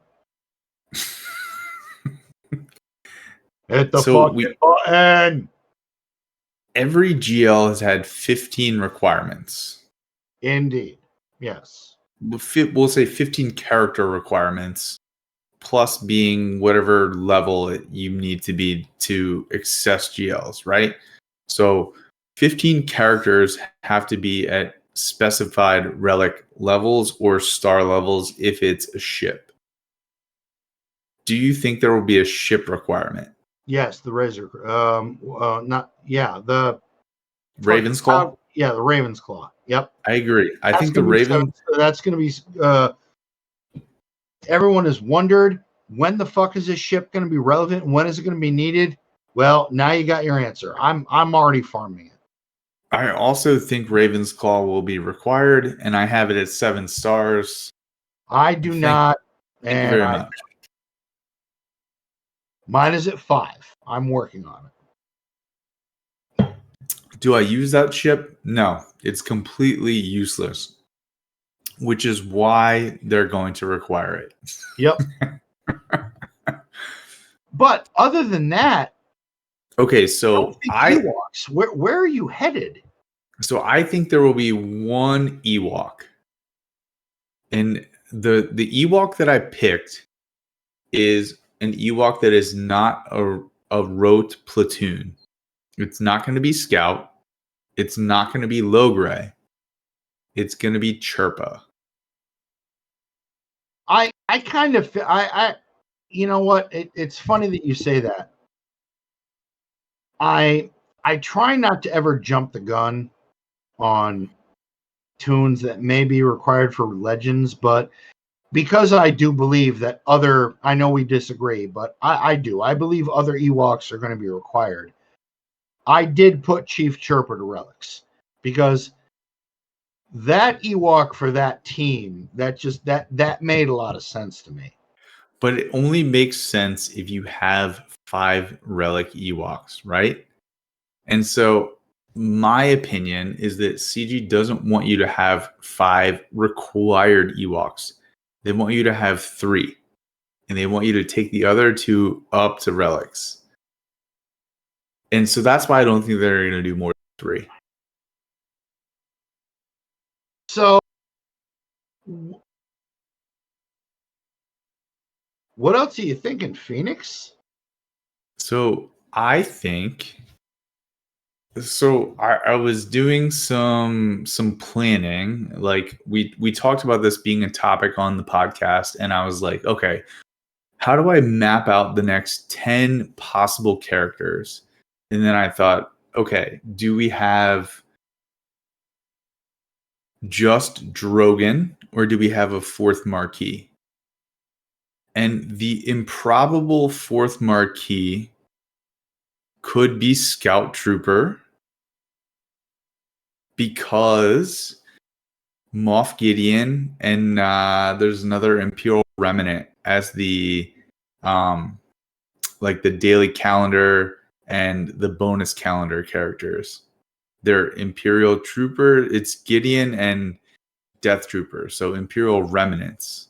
So there could be another Imperial Remnant as like another marquee character. So I could see that happening. Do I think it will happen? No, I'm not going to bet on that.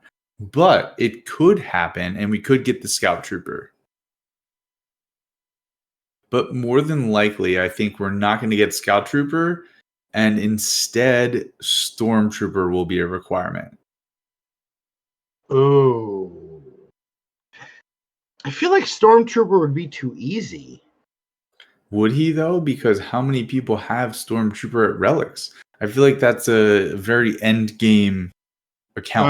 I was about to say mine's at 7, but that's yeah. But you have him because you have either Lord Vader or you have a really good Iden team, and you want Stormtrooper on Iden.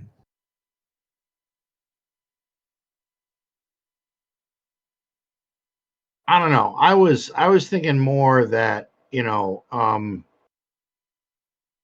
I try to look at it through the lens of CG is collecting data on people's accounts. And when they look at a lot of people's accounts, more often than not, what is one faction that people have not worked on at all because they are absolute garbage?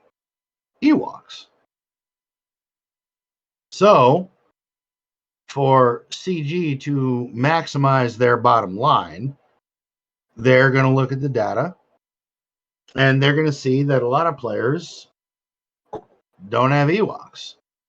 And you look at the fact that you look at the past several galactic challenges, different events. I mean, how many events really require Ewoks? When was the last time you saw a galactic challenge that required Ewoks? I don't know, every 4 or 5 months.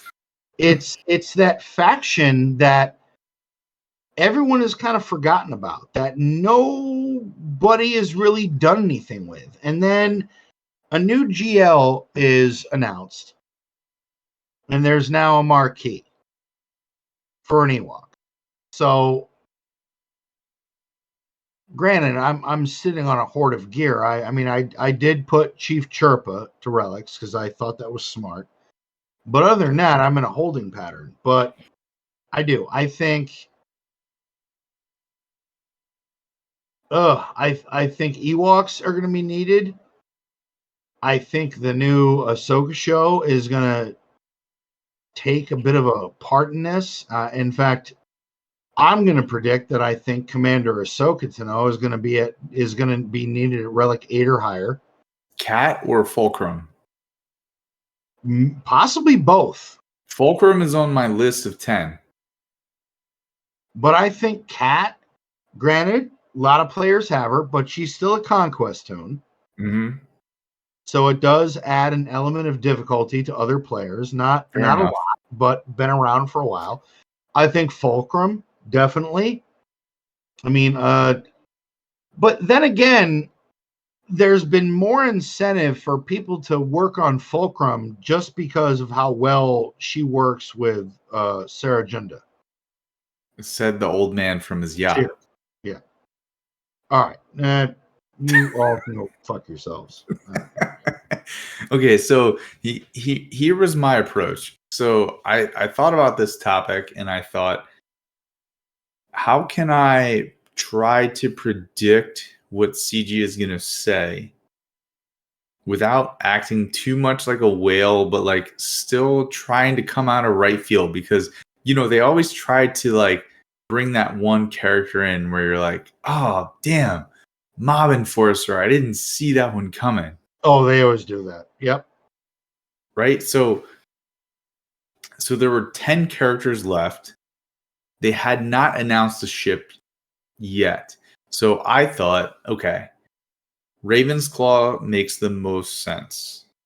So then from there, we need 9 other characters.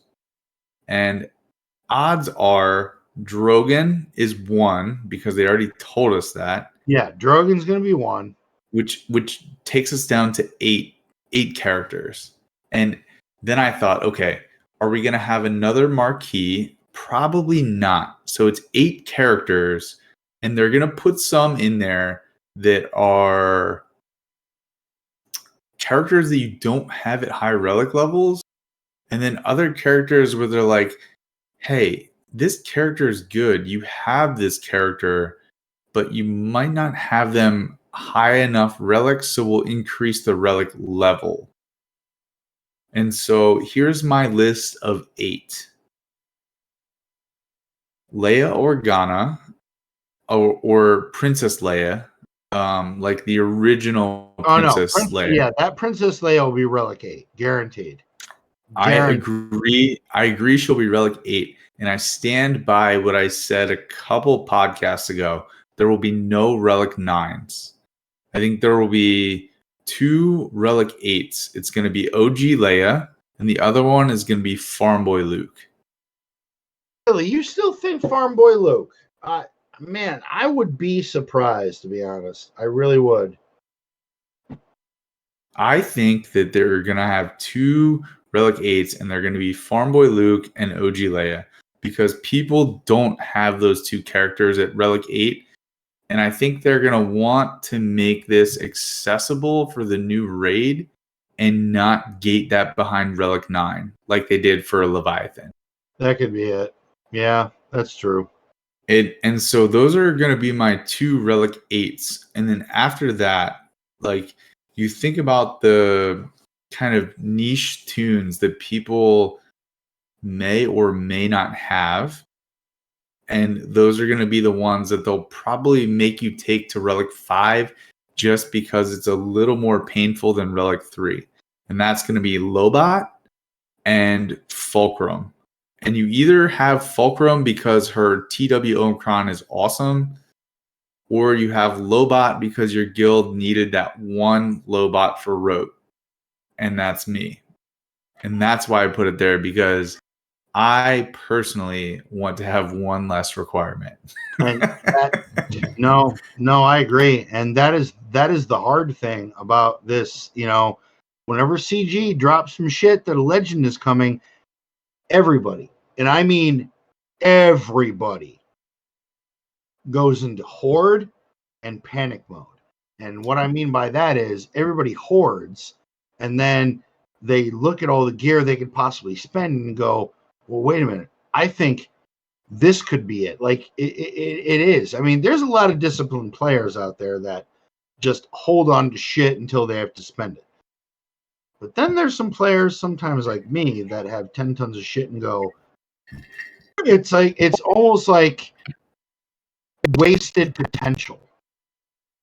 Yeah. Where I could add something to my GC, or I could put this somewhere, or I could shore off a point of my roster. And that's where, CG, they fucking nab your ass. Like the claw, we have been found worthy. They fucking grab your ass, and it's like, you don't know what to do. And then I do. I love these discussions of, what's gonna be required for the next GL, because you just don't know. I mean, you think it could be this. I honestly think just Princess Kanisi sold me on, they're going to require you for GL Leia to finish that out, to force people to go, well, I got to do this fucking Ewok, so I might as well have a team. And I think they put her in there to make you take her to R7 to give you half a squad.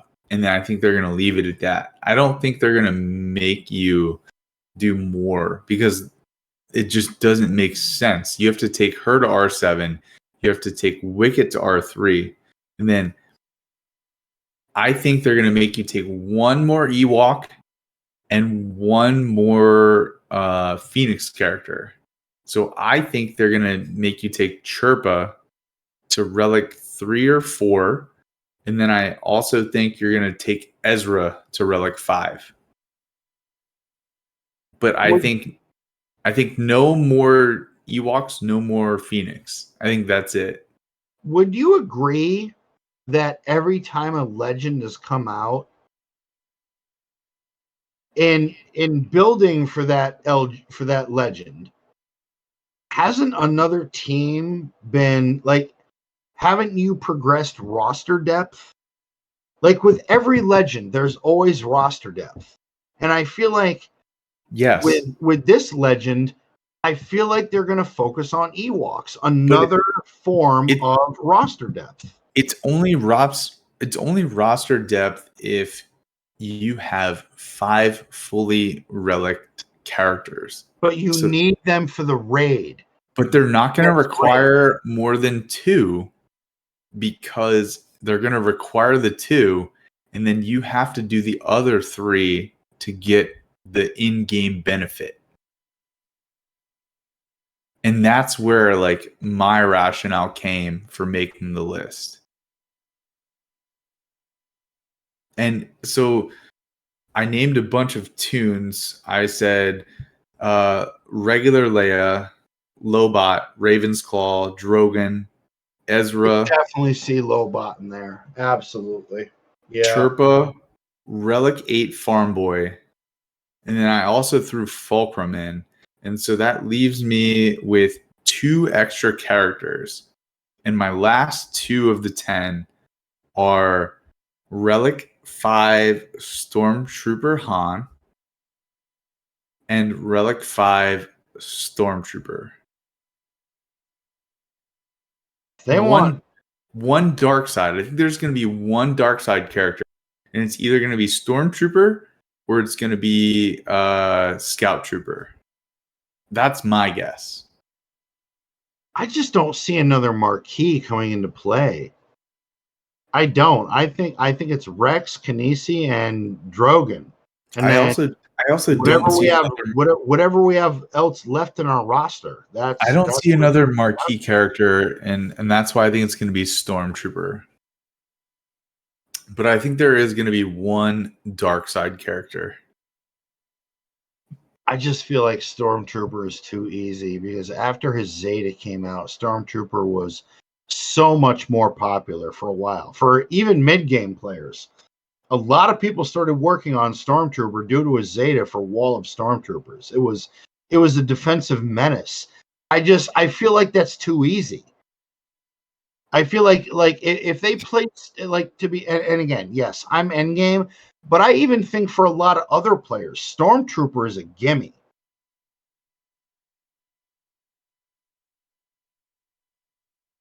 So, what are your 10, Logan? I'm gonna stick with the fact that they're gonna want us to have a full team of Phoenix. They're gonna want us to have a full team of Ewoks. I do agree with the original Princess Leia at Relic 8. I really hope that they do that because I feel like that's a good homage to Carrie Fisher. Yeah. So that and Farm Boy Luke, man, if they want Farm Boy Luke at 8, that'll be the one that upsets me because I'm gonna be like, all right, what the fuck am I gonna do with this guy? Like, where am I gonna put him? You're gonna put him in front of Nest, and she's gonna get very tenacious. Oh yeah, yeah. I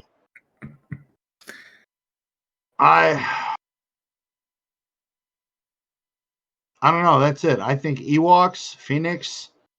Oh yeah, Rolo. I think you're gonna have to have Rolo in High Relics. See, I thought about that, but I thought they would just do like one version of Leia, not two. No, I have this weird feeling because you know what? A lot of people they unlocked Rolo, and you know, again, content creators we have now, they do reviews. Rolo was not a great character. People put her to Relic 1 or 3 or 5 and they stopped. The reason I don't think they're going to use her as a requirement is because she's a Relic 6 rote and Relic 7 rote platoon requirement. So I don't think they're going to do that. That could be it. Yeah. That's a fair point. But again, you're looking at how much of the population of that guild did that to meet that requirement. Yeah. You still got a shitload of players out there that are sitting on a Relic 3 or a Relic 5 Rolo. And then CG goes, yeah, fuck yourselves, Relic 8. Because nobody else has it. Yeah. Who the fuck has a Rolo at Relic 8? I sure as hell don't. I do not. I think my Princess Leia is still at the relic that she was required at. Relic 3?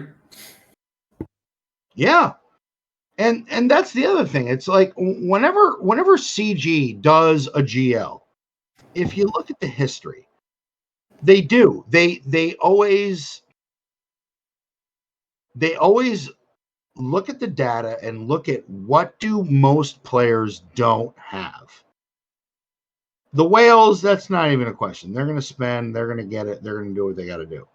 But mid to late, mid game, early to mid, they're preying on people that don't have certain tunes at certain relic levels. And for those that may be free to play or spend just a little, Relic 3 to Relic 8, that's expensive. So I definitely think the Leias. I think more Ewoks, some Phoenix, Dragon, whatever the fuck his name is. Drogon? Yeah. That'll be that. And that's my soldier? prediction. Yeah. Or the limbless soldier? We don't know. Now, Lobot, how I think they'll do the event is through Leia's journey. So you'll have the original Star Wars. You'll need that Leia. Then it'll go to Hoth. You'll need Rolo. There'll be some mission that, some form of this Leia You'll need an Endor. You'll need Ewoks. Like I'm seeing the event play out already, and I'm seeing the tunes needed. And again, like I'm kind of excited about the event. I think it will be like very well done. I do too. That's why I 100% agree with you, and I haven't mentioned it, so people don't sleep on it. Have your Lobot ready. Have your original Lando and your Lobot ready. I feel that that's a certainty. Now, Lando we already needed, but Lobot, that is a character that everybody went, wait a minute, who? I have him at Relic 5. Thank you. That's why you always mention it. Because you're like, because I am the Baron administrator of this facility. You'll be fucking livid if they want him at Relic 7. You'll be like, really? Really? I will do it, and I will build the Super Droid team in honor of Urzatron. And you know what? You do that, we should raid him and tell him that. That would be awesome. We raided Urza last week, and we did. All right, folks. Well, that is every topic we have for this evening. Thank you for listening. We're not leaving. We still got viewer questions, but hey, hit that fucking button. Like, you like listening to us rant? Hit the fucking button. So let's get ready to wrap this up. Let's go to viewer questions. What do we got this week from our loving, loyal, awesome community? In typical fashion, I'm gonna blow through these questions like freaking lightning. Yeah, I put some food questions out there too, because that seems to be. I love that. I did. When I thought of you, I did. I put out the update, and I was like, well, we'll talk about the game, Leviathan, Datacrons, Leia, all this shit. Okay, so what do we got for food? I feel like your update questions got lost in the translation of the answers to the questions in the Discord server. So I want you to go back to your Discord post and read the question back, and then I'll answer, and then you'll answer, and then we'll go through the Discord questions. You know what? I will.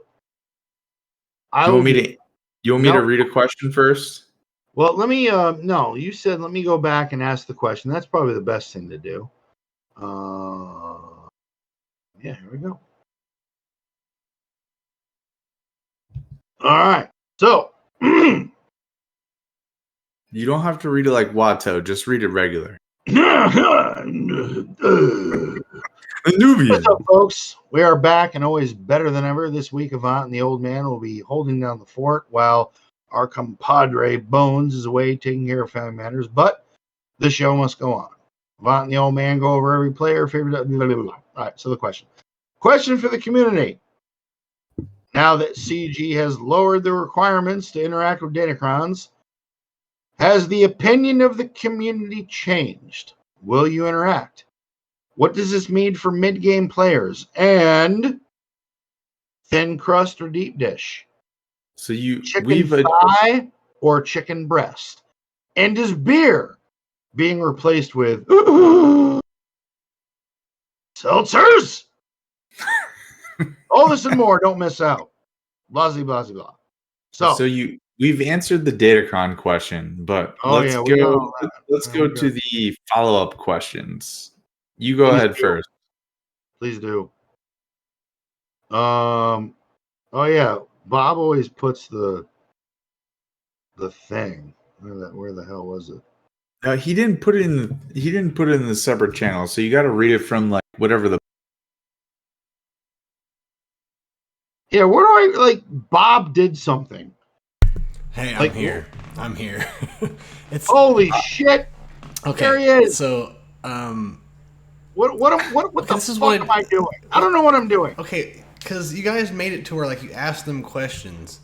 I think everyone's just confused how this works. So you ask them a question. Confused how this works. So all in the same place, you ask them questions to answer, and then in the same place that they answer, you ask them to ask questions to us. So it gets all lost, right? So what you're going to have to do is Avant's going to have to go through the OG thread and only read the responses to the questions that you ask them.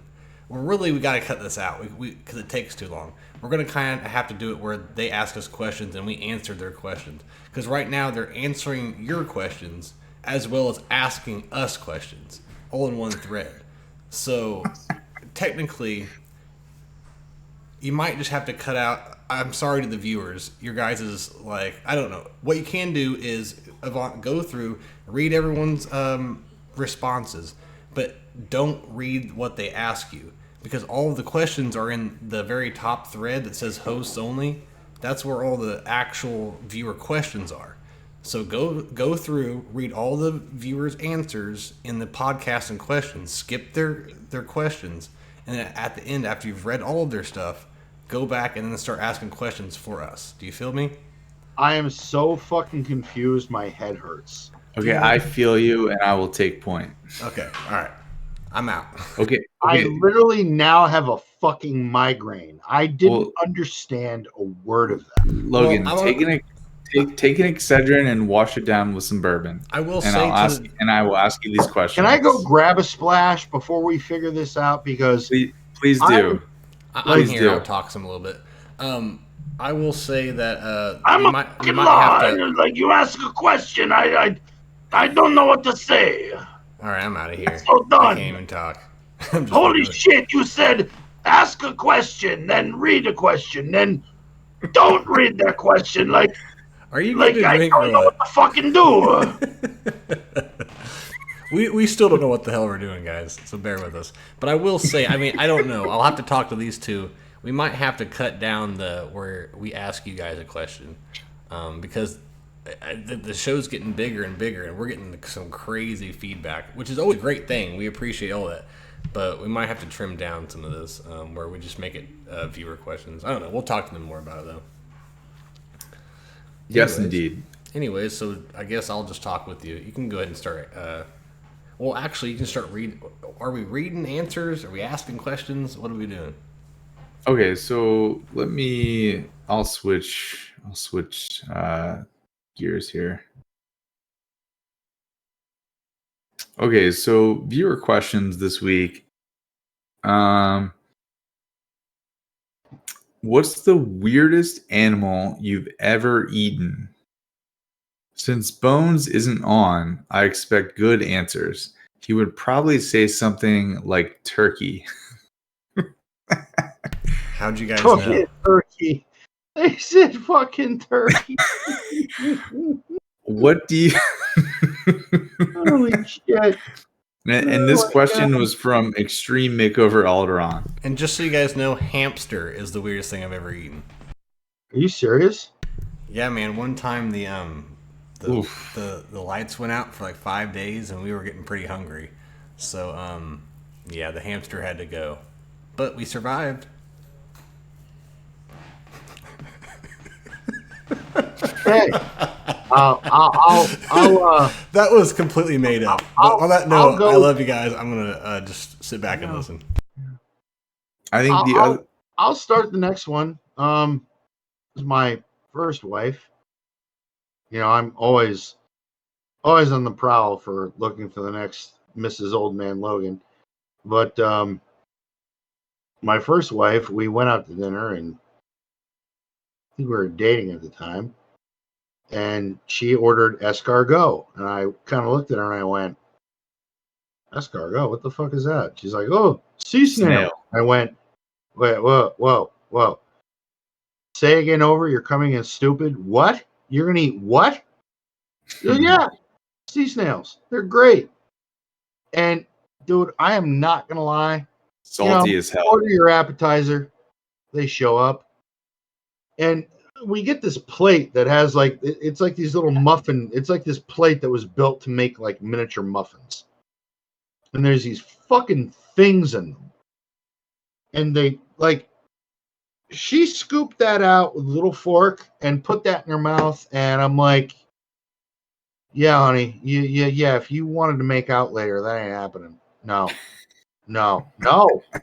Just no. No. I didn't try it, so maybe that doesn't count.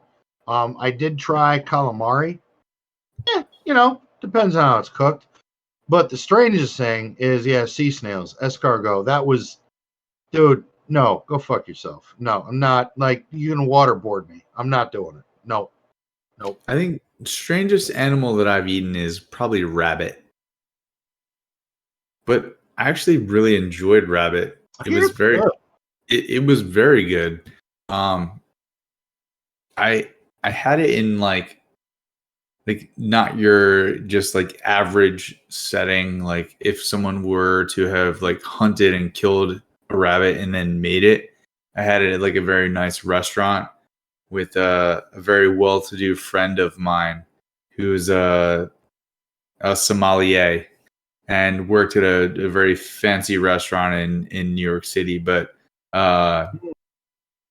rabbit was very delicious. I would say no bad things about rabbit. All right. All right, moving on down the line. What do we got? Next question is, what do you consider to be the best qualities in a guildmate? Oh, well, no offense against Bob, but deploying your shit. Oh, well, I'd start there. But no, honestly, just somebody that participates. If something comes up in your life, like it happens to everybody, just message somebody in Discord. And you know what? I'm not preaching. I've been guilty of that. There's been an event or two where my participation was not stellar, and I've been called out by my guild, and they've been like, "Hey, big roster, we needed you for this," and I've been like, "Yeah, I'm sorry." So it's you just want a guildmate that communicates. That's it. Yeah. I mean, okay. So and if you don't communicate, that is a problem. You took the answer out of my mouth. So the answer that I was going to give is someone who communicates. Yeah. And like, is your guildmate trying to be GAC heavy? Are they trying to be mod heavy? Are they trying to be TB heavy? Do they want to earn Revis shards? Like, what is their intention? And as long as they communicate that with the guild is a group of 50, hopefully 50 members who have common goals and help each other progress in the game. So however you can help your guildmates progress, that's how you can be the best guildmate possible. So thanks to Extreme Make over Alderon for that question. Next question. That's a good question. It is. A food question for yourself. What's your favorite or the best way to prepare ribs? Personally, I'm on the barbecue with some sauce painted on. This question is from CS Wins. Logan? I like to start with a good kind of a rib rub. When the ribs are raw, I take a cookie sheet, cover it in aluminum foil, a little olive oil, little bit of garlic salt, and a good rib rub. All I can hear in my head right now is Randy. Yeah, I know. Rub that on there really good, like really good. And especially the back end of the bone, because I know that doesn't stick very well, but if you get that very well, that's good.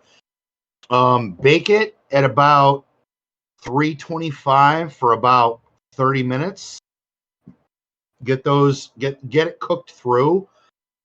Prep your favorite barbecue sauce. I tend to use a couple different kinds of barbecue sauce, a little bit of soy sauce, minced garlic, a little bit of garlic salt. You don't want to overpower it with salt.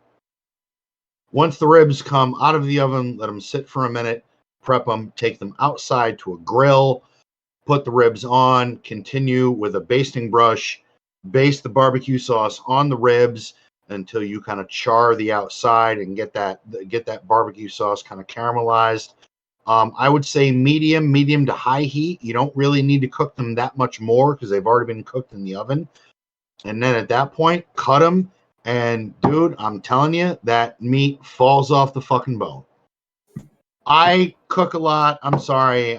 Yeah. So that's what I would do. I never thought I would be a dry rub rib person versus a rub. But I think if your dry rub is good enough, you don't need to sauce the ribs. So I'm if I do ribs, I'm more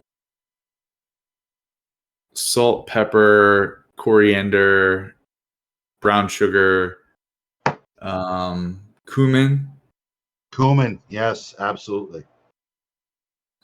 And I also like to do like a little bit of heat. And my favorite ingredient when I like to do different smoked meats is star anise. I like to throw a little black licorice flavor into that. That's my secret ingredient, though. There you go. Oh, secret Crafting ingredient. Way I wants me to forgot. say cumin again. It's cumin. Secret ingredient, a little bit, not much, because you don't need much. I forgot to mention this. If you do, rub it, bake it, put it to the grill, add a little bit, a small hint of molasses to your barbecue sauce. It really does make a difference in terms of taste. It really does. A little bit of molasses goes a long way. I think Crafting Way would like me to say you got to rub the cumin. I think Crafting Way is thinking about something else, and he may want to craft his way into the porno stream at some point. But that's cool. We're all about that. You know, who hasn't watched that at some point? But dude, we're talking about food. But I get you. Yeah, you're good. You're good. All right, what else you got? I love the food questions. I really do. That's why in the latest episode update, I wanted to add some food shit. In fact, is anybody going to mention about the deep dish or fucking, come on now. You were supposed to read that, but you didn't. So I'm going to read it for you. That's okay. I'm back again. That's what I was trying to tell you. Okay, I'm going to go slowly. Okay, I'm going to keep going. Whenever we do this, you ask them questions that you want them to answer, correct? That you say on there. Okay, so you have that. But at the same time, you have questions that they're asking us that we have to answer. So one has to go. Are you with us, or are you like our fucking conscience? Like, what the fuck? I'm watching you guys. All I'm just watching is asking. Like, dude, you should have said this. I'll talk about it more after the stream. You guys just do whatever the hell you want to do, and we'll figure it out afterwards. I did forget. I did have a lot of food questions. I did forget to mention that. That's on me. Okay, so this question was from Bob, and I might refuse to answer this question because I don't know how to answer it. Oh, I like this one. What do we got? No matter how manly you are, you have to answer this question. If you were a furry, what animal would you be? No moaning and groaning, Logan. A Wolverine. Fuck yeah. Good. You know why? Because to this day, I own just about every comic book Wolverine has ever been in. He was my rock as a kid. He was the one character I loved reading in any X-Men book. And if I ever had to be a furry or whatever the fuck that is, I would dress up as a Wolverine because they're small, ferocious, and they take down prey twice their fucking size. Damn, answered like a true man. That was the manliest way to do it. Okay, I did not know my answer until just now. My answer is the honey badger. Because honey badger don't give a shit. He went with the honey badger. I like it. This is sad because he was a chief, but what was the football player's name that was the honey badger?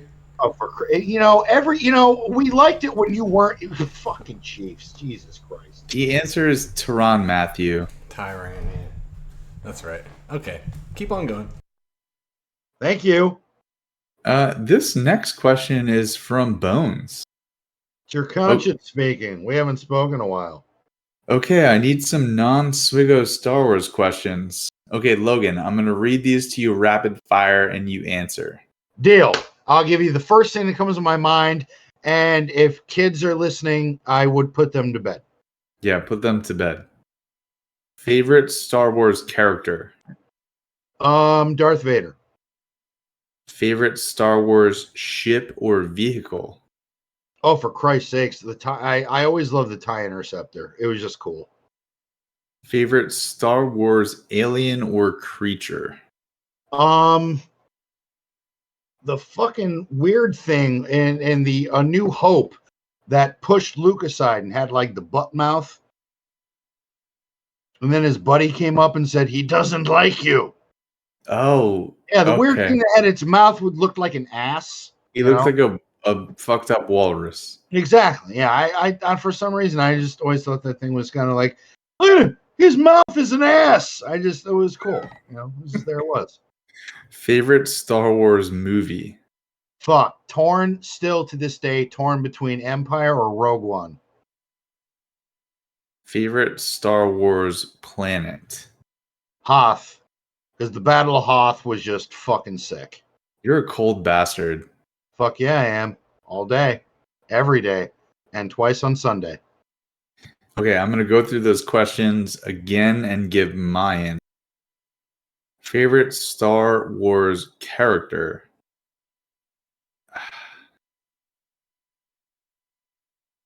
I think See, I went quick fire. Come on, Avant. What the hell? Come on, like quick fire. Let's go. Ninum. Favorite Star Wars ship or vehicle? The B-Wing. Nice choice. Favorite Star Wars alien or creature? Probably. Oof. So, I don't know. Ninum is with Sulluston. I'm not going to pick him again. I'm going to go with the Wampa because I feel like the Wampa is a really cool character. Okay. Star Wars movie is definitely Rogue One. No doubt. Favorite planet? I'm going to be very I think Jeddah is very interesting. I loved the destroyed Jedi look that the Empire how the Empire destroyed the whole planet to harvest it for Kyber. It was very interesting to me. Okay, next question. All right. I go with that. Yeah, those are good answers. I like those. Sardukar asks, panel, here is a question that my stoned ass would like to know, and this gives you time to think of an answer. What is your favorite South Park episode and why? They took her jobs. No, I've got a bit of a rant on this. The old man hasn't had a rant for a while. So I'll let you guys answer. I know the almighty God, also known as Bob, who's just tuning in when he wants and is our conscience and just throwing in his 2 cents. So Bob, go first. Obviously it's took her jobs. He took her jobs. Also, I like the one where they legalize marijuana and they carrying their balls around and Integrity Farms. Yeah. And then also the Michael Jackson one. Avant? Easy question for me. My favorite episode is Book of Mormon. Dum dum dum dum dum. I'm sorry if there's any Mormons who are listening, but that episode was hilarious, and they made an entire musical about the Book of Mormon, and it was very, very funny.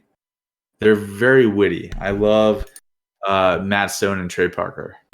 They do such a great job of getting around like and being able to say like the most controversial stuff, but they do it in a genius way where you can't. It's like, well, they might like change the way that people look or something. I don't know, but they are geniuses. If I had to pick a second favorite, it would be Man Bear. Man, bear, pig, half man, half bear, half pig.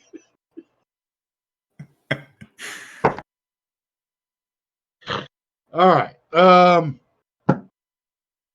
To the old man. And there's a couple reasons for it. A, it's funny as fuck. B, I felt like the creators really tried to make a statement. But it was the episode about Scientology. And a little quick, not that people give a fuck, but my mother is a college professor at a kind of a bit of a religious school in New York. She's got her PhD. She's a professor. She's been a professor for a long time. And she teaches a class about ethics and religious studies. And in her class, she actually shows the South Park episode about Scientology. And to me, that is one of the funniest fucking episodes I have ever seen. Now, I know, I think Ron had apologized, but I'm going to apologize to any viewer that may be a Scientologist. Again, they said it best in the episode. L. Ron Hubbard was a science fiction writer. And there is now an entire cult of people that literally believe that there is an alien king, Xenu, and all of us have certain different levels of thetans and have alien essence in all of us. And before man, they were dropped off in B-52 bombers into volcanoes, and then they all spread out. And like literally watch that South Park episode, and that is pretty much a lot of what in some respects there's some liberties were taken. B-22 bomber. Yeah, but that's Scientology, and that's absolutely, to me, that is hysterical. And the fact that you had, I mean, I think the funniest line was the whole thing of John Travolta's. They had him in the closet. And he goes, "Well, it's a closet, John Travolta. I feel really safe in here. Oh my god!" Tom Cruise and R. Kelly, and R. Kelly singing. Now I'm in the closet. And I'm trapped in the closet. Now I'm in the closet too. Oh my! And then shortly after that episode debuted, Tom Cruise threatened to pull out of Mission Impossible 2 promotions because of that episode. The episode was pulled. They went to I think, now correct me if I'm wrong. Any viewers that want to look this up. I think they went to court, and the guys that do South Park, they won, and the episode went back on the air. But it pissed Tom Cruise off so badly because that man is 4'9". Literally is all about Scientology. I mean, for Christ's sakes, just look up L. Ron Hubbard and read about him. The dude was never mind. I don't want to insult anybody. I'm just going to keep my mouth shut. That's my favorite South Park episode. Okay, next question. What's a better team to have in the arsenal? A 50 RT droid team or a revamped Phoenix with Captain Rex? It'll be a long grind to Rex build up to 7 stars. Is he viable on that team at low star counts? My droids are already available at Relics. Real Council. What was the team? If he has Rex with droids? No, Rex with Phoenix or a sortie droid team. But he already has sortie and droids at Relics. I would actually go with Rex because even like, okay, granted, and again, we already talked about this with the lower requirements in Datacrons. There's going to be more of an engagement, but as of right now, I think if you have, like, let's say you have decent, maybe low relict Phoenix, yet your Captain Rex is not that good. If he has the Omicron, you're getting that speed bonus. Like, I wouldn't put it on defense, but on offense, it could do some work. It's beating some stuff.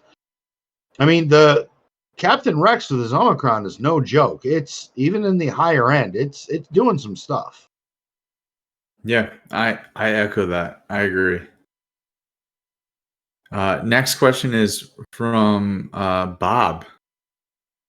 Should I put on the Marin Omicron or hoard Omicrons until torn meniscus, aka torn malicos? Well, I would need to know how many Omicrons you're sitting on. 20. This fucking guy. There he is. Hoard. God, chime Wait. back in. My conscience. Are you sitting on 20 right now, or are you sitting on a little more than 20? Yes, my son. I have 26. Then no. Save it for torn meniscus. I agree. Hoard. Yeah, hoard. Can you send God some more crystals, please, for his account? No, motherfucker. This sounds like a Scientology episode right no. now. Like, God isn't a communist. You just give me crystals. No. This God's a hippie, damn it. You turn water into wine, then No, you turn I turn water it into into weed. fucking crystals. Okay, so God we out. did not do thrift shopping tonight, but Did I'm not. gonna take one of the thrift shopping questions and answer it here. Please do. Question for Avant Thrifting.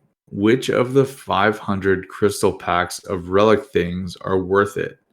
And which ones are not worth it? I think the circuit boards are the greatest value. What are your thoughts? Geez, I didn't see who this was from in the actual guild chat, but when these packs come up, there's two. So Artemis answered this question in the actual Discord chat, and there are two different types of packs that I will buy when these packs come out. The one is from circuit boards, and the other is from Zindiddles. Yeah. Absolutely. Other than that, I don't buy any of the other packs. No. Unless you really, really need the salvage materials for relics. But the best value is the carbonite circuit boards. And then if you're really short on Zinbiddles and you're trying to get to 7 or 8 on, then you can do that. But that's what I would do. Yeah. No, same here. That's sound advice. No, everything you just said, I'm right on board with. Absolutely. 100%. Okay, next question comes from Sternbach. He says, Sturm. This old Sturm got for us. what should I start hoarding gear for the inevitable drop of Sith Empress Rey as a slicker lifter tune? Or sorry, what? Not what. When? When should I start hoarding gear for the inevitable drop of Sith Empress Rey as a slicker lifter tune? Never. That's it? That's the answer? Never. Like, stop. Like, I appreciate his zeal, but no. Malicos, Leia, no. That's maybe down the road, but for right now, just stop. No, stop your nonsense. No. I think Ray tried to lift Slicker and it failed, and that's a a general synopsis of how bad the sequel trilogy was. So I don't think CG is going to give a lifter to Slicker. If you look at what Slicker does with the different comps of teams that you can run to either beat Lord Vader or Jabba or many other GLs, that is not going to happen. we'll get 4 Knights of Ren, and they'll turn on Slicker and kill him. I feel like CG is very happy where Slicker is. Slicker has his place. I mean, maybe at some point it might happen as a cash grab, but right now, Slicker does what you want him to do. You want to beat a Lord Vader team, you throw in a hodgepodge of some shit. You want him to beat Jabba, you throw a hodgepodge of some shit. And he does the job. If he's modded well, Relic 8 or 9, I mean, it's... I like who the fuck, other than different modes of the game, who uses a full first order team with Slicker in GAC? Nobody. Not many. You either have some sort of Night Sister zombie variant or armor and some first order, but other than that, Slicker has his place. He destroys shit. You have an annoying Lord Vader you're looking at, you know, as long as it's modded right and the supporting cast is good, you're going to beat it. If not, you'll beat enough of it to clean it up with bounty hunters. I'm just catching up on chat. I mean, Slicker does his job. I don't see a Slicker lifter coming. Shout out to Big Country Mags for the raid. Thank you, Mag. No, I saw that. Thank you, Big Country. Appreciate it, brother. And there's some very funny Tom Cruise comments in the chat. Oh my God! What did I start? What did I start? I'll respond to them Wednesday. No, let's go to the next question. So this is from CS Wins. Sorry it's late, but for the Get 2 ships, I think it's common that folks go Malevolence 5-star and Negotiator 7-star. Do you think that's still the best way to do it? Or do you have Malevolence, Finalizer, Leviathan, and Executor that you'd be able to skip Negotiator to get Kairos first? Asking for a friend. LOL. Well, I don't think Leviathan should even be in the question, unfortunately. I think now that we are in the realm of Leviathans, I think for anybody that cares about their crystal income in ship arena, profundity needs to be your number one priority. More than Executor. Yes. And more than Leviathan as well. Yep. I think you do Profundity first. Yeah. And then if you can hit Leviathan, you go for it. If you can't, then you do Executor. Yeah. Especially with GAC, ship arena, I think for those that can't get Leviathan, right now, everybody's priority should be Profundity. It's the only ship that is consistently beating the Leviathan after the fix. It is the only ship consistently beating it now. Everything else, all those counters that you thought were going to work, and for those people that started putting shit into the Radis, I feel for you, brother. I mean, fool and his money are soon parted, but I mean, we knew the fix was coming. So I think at this juncture, anybody, your first fleet, I mean, I know a Relic 9 for Admiral Radis is rough. It's tough. It sucks. 2 for Leviathan. Profundity should be on everybody's radar right now, because Leviathan is here and it's a lot different. Okay, so we have one more fan question, and then one more, or we'll go back to the questions that you asked the community that we will both answer. Oh, about food. Yeah. So the one more fan question is from Furniture. What are your thoughts on the absurd requirement for Leviathan, even though it's a goofy ship? I wish he asked this about a week ago, because I would wholeheartedly agree. Giving the updated news we have now, I'm totally okay with what I spent, because the fleet I have, I mean, my Malgus is 9, my Sith Marauder is 8, my Sith Assassin is 8. I mean, the entire fleet is either Relic 8 or Relic 9, and it works like a fucking charm. I struggle with nothing. Anything I face, other than a mirror match, because you're just waiting on that engine fucking thing to go off. But other than that, I don't. Nope, I'm good. Money well spent. Hey, fellas, can I interrupt real quick? Yeah. We just hit a milestone for our. I didn't even realize we were already here. We hit 100 followers. After Mags rated us, we had 2 followers, Depressed Wampa and Lost in Space, 9/11, and we are right at 100. I didn't even know we were that close. People are hitting the fucking button. If you're listening and you haven't hit the fucking button, what is your problem? There's 23 people listening right now. Hit the fucking button, please. And I say that with all the niceness and sincerity in the world. Please. Says grumpy ass Clint Eastwood, just fucking mad at the world. Just get off my lawn. Hit the fucking button and fuck her off. Just fuck her off. There it is. So what else? There were other questions apparently.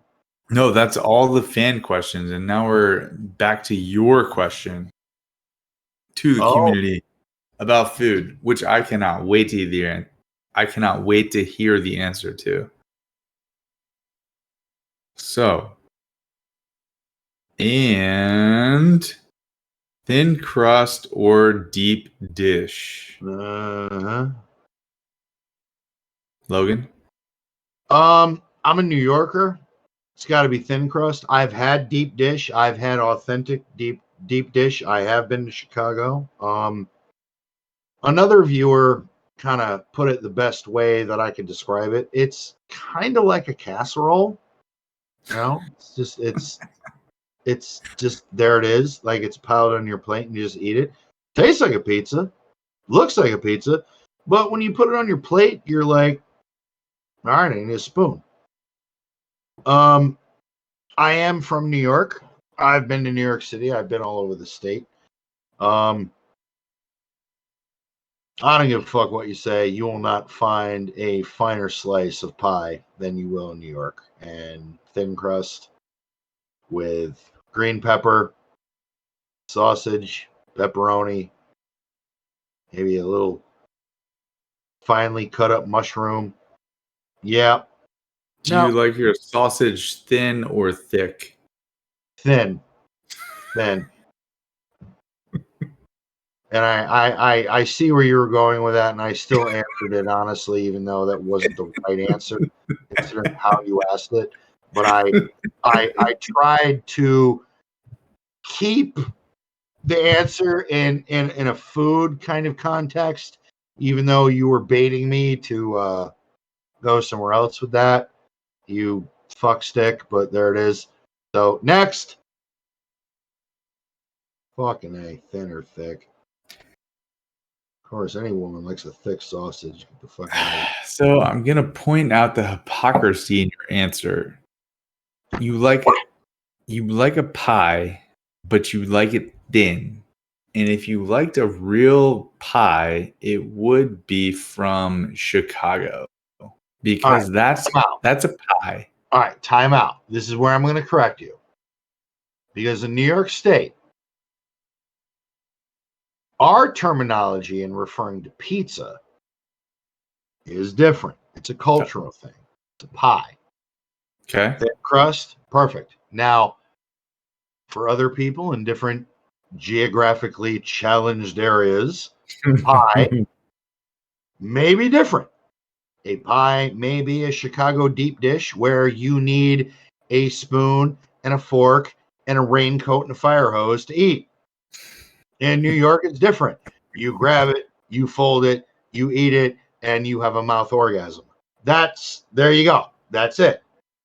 Other than that, different terminology, different culture, different way of looking at it. Yeah, some people think of a pie. Ooh, Thanksgiving, apple pie, pecan pie, pumpkin pie. It's thick. No, in New York, pie, thin, pizza, there it is. So, all right. Thinking of pizzas, so I've been to Chicago and I've had the deep dish pizza. The deep dish pizza is different and delicious in a different way than any other pizza. They use utensils on yachts, I guess. Yeah, crafting way, you fuckhead. Of course, I'm on a fucking yacht. I use a utensil. I don't eat with the local commoners. I don't eat ribs with a fucking napkin in my hands. No, I'm kidding. I thought that was funny. Sorry. He sips his Dr. Pepper with his pinky out.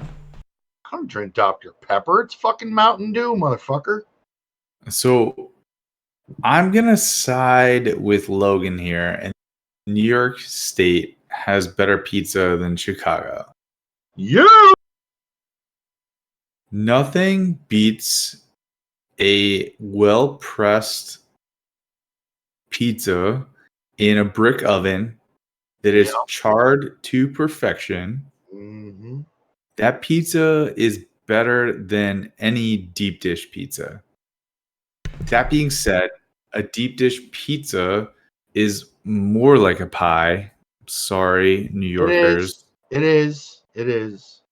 And the deep dish pizza is more like a pie, a tomato pie, which I also enjoy.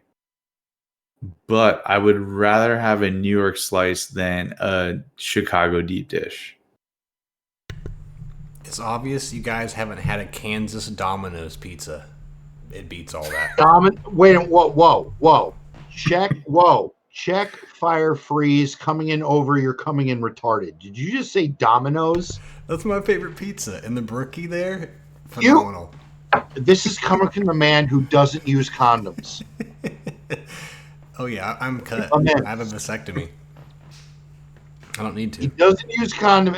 Oh, I think he said condoms. I'm sorry. I did. I said condom ins. Oh, okay. Condom. Neither. Bob, I use neither. For fuck's sake. Folks. Condoms and condiments, they're like practically the same thing. I actually said before the show that at some point, the three of us need to get together and do like an episode live with the three of us are all in the same room. And I offered to travel. That's now off the table because this motherfucker need to come to New York and realize that there is life outside of fast food pizza because Domino's is dog shit. You know I'm kidding, right? Can we do our group live stream in a Domino's fast food booth? You will be doing it, just the two of you. We should do it from like a restaurant, though. I don't know how we would do that, but it would be fun. Domino's is cardboard with cheese on it. No, that's Little Caesars. Pizza. I want to do it where like people in the Discord and people that we know, where a lot of them could join. We could do like a, where like people sit at a table and they like sit in front, do like a live podcast kind of thing, like they do at Comic-Cons and stuff.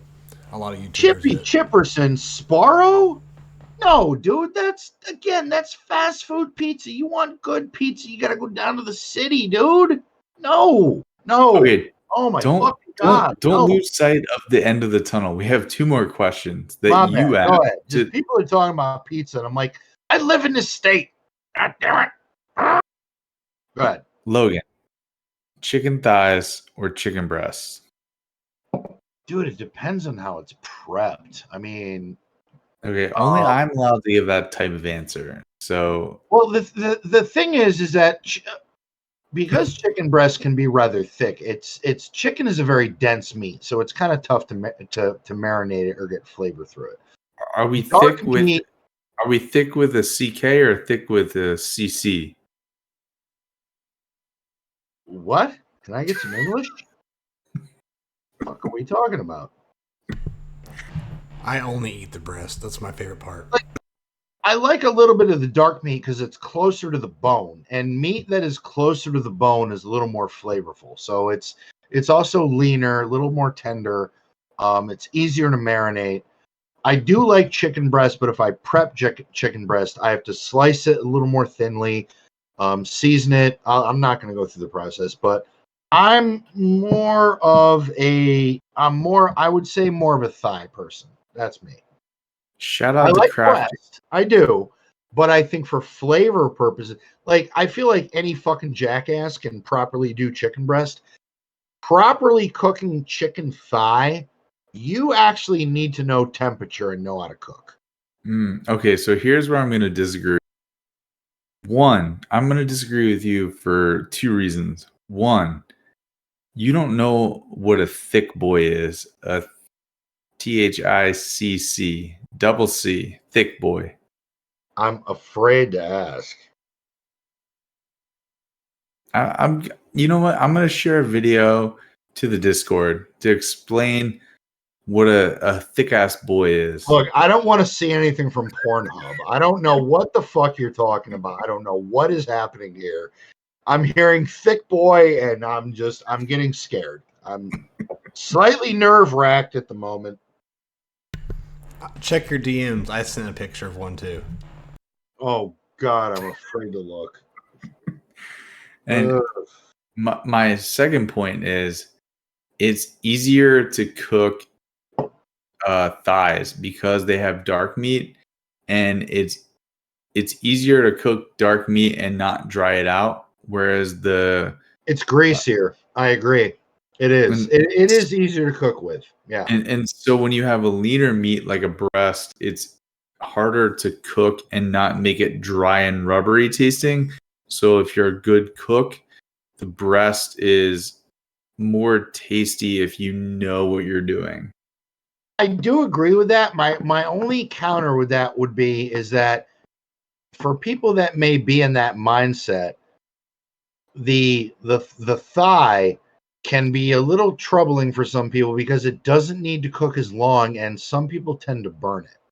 And if you burn that, you really lose all the flavor of the meat if you burn it. Whereas a breast, you can really char the outside. The inside can be very juicy and good. So you can char the outside of a breast, but a thigh, I feel like you've got to be a little more delicate with. I feel like a breast leaves more room for error, which is so wild when you think about it in any other respect. But I don't know. I have a question about this actually, because it's always Council. What about the best part? The wings. Oh, I've done wings on a grill. You gotta rub them and marinate them good. No, I do, and I pre-bake them, and then again on the grill, char them a little bit, put whatever sauce you want on them, and then that's it. But other wings I've tried, bread them, and then I put them in my air fryer, and those come out great. I have a quick question about chicken. I need a fucking snack, dude. So whenever your family gets a bunch of chicken, it's all kinds of different pieces. How come most people don't like breast? Because it has the most meat on it and everything else. That's all I ever eat. I don't understand why most people don't like it. I like the breast the best. Me too. It depends on how people prep it. Like a lot of people throw breasts on the grill and they just throw this giant chunk of fucking chicken on it. They throw a little marinade on it, and then people cut it and they take a bite and they get a little bit of marinade, but the flavor doesn't really cut into the meat. Chicken breast is actually a very dense meat. It doesn't marinate very well. It's a thick piece. You to really get the flavor, that's like a thick boy, chicken breast, you should cut in half into strips. Like you should never just, here's your fucking breast. Like, no, you need to you need to cut it and prep that properly. Dude, I like eating my breast like Tarzan, boy. Like I go in on a breast. Okay, I don't know how to take that. That sounded. I'm still talking about chicken. It just sounded differently. Right. All right. What else? What other questions we got? Final question of the night. Is beer being replaced with gasp seltzers? Dude, I don't know what it is. I go out now. My fiance's father plays in a really good country band. And we go to various bars. We watch them play live. They're a very good band. It's a lot of fun. And man, you and it's not just the women. You start to see some of these guys now with, like a Sunny D came out with a new Sunny D vodka. You're seeing seltzers, you're seeing all kinds of shit, and and again, I don't care. You drink whatever the fuck you want to drink. You get drunk, you go home, you fuck like a rabbit. Absolutely, have fun, man. Fuck or blue, have a ball. Do your thing. I don't give a fuck what you do. I don't care what you drink. I don't give a fuck. Just something I noticed. I go out, I look around. I'm seeing a lot less Miller Lights. I'm seeing a lot less of Michelob Ultra, which you should see a lot less of anyway because it's not even beer, it's water. I'm seeing a lot less of just beer. I'm seeing, that's why I asked, I mean, honestly, seriously, what do you guys think? It's what I've noticed. Are seltzers and these other drinks, are they replacing the beer market? I don't drink anymore, so I don't know. But I do see what you're saying. Like I went down to Walmart, just down that, and I was like, yeah, like you said, it's just a shitload of those things. And yeah, I don't think it's replacing I do think it's very popular. No, Bob, that's a great point. Like any major store you go to, bring a fucking tape measure and measure the amount of shelf space of seltzers, wine coolers, other kind of drinks than you would beer. I guarantee you the measurements are not 50-50 by a long shot. Also, man, us generations are just getting more wussier every generation, so we can't handle it. Wait a minute. I'm not going to say, I'm just going to say the generation is changing taste. I mean, I don't know if it's that, I personally would rather have like whiskey or gin or rum, but I think like 5-10 years ago, I'd have liked to PA a good ale, but I don't know. I'm not as much into beer as I am liquor or seltzer because I get less hungover with like beer makes you more hungover. It does. Like I don't want to wake up with like the hoppy hangover. And hard liquor? Well, I mean, if you drink like 4 glasses of whiskey, you're going to be hungover. But like, relatively speaking, like whiskey versus beer, like alcohol percentage, beer is not going to. Whiskey before beer in the clear, beer before liquor, never sicker. I agree with that. Oh, that's I feel like that's a scientific fact. But also, I mean, if I ever go out and drink, it really, I mean, I don't go to bars anymore. I don't go to a bar just to have a drink. If the missus and I go somewhere, it's because we're going out to dinner or we're trying a new place. And really, my alcohol beverage of choice really depends on what I'm eating. Like if I'm having a good old fashioned fucking burger with bacon and all the fixings, I want a draft ice cold beer.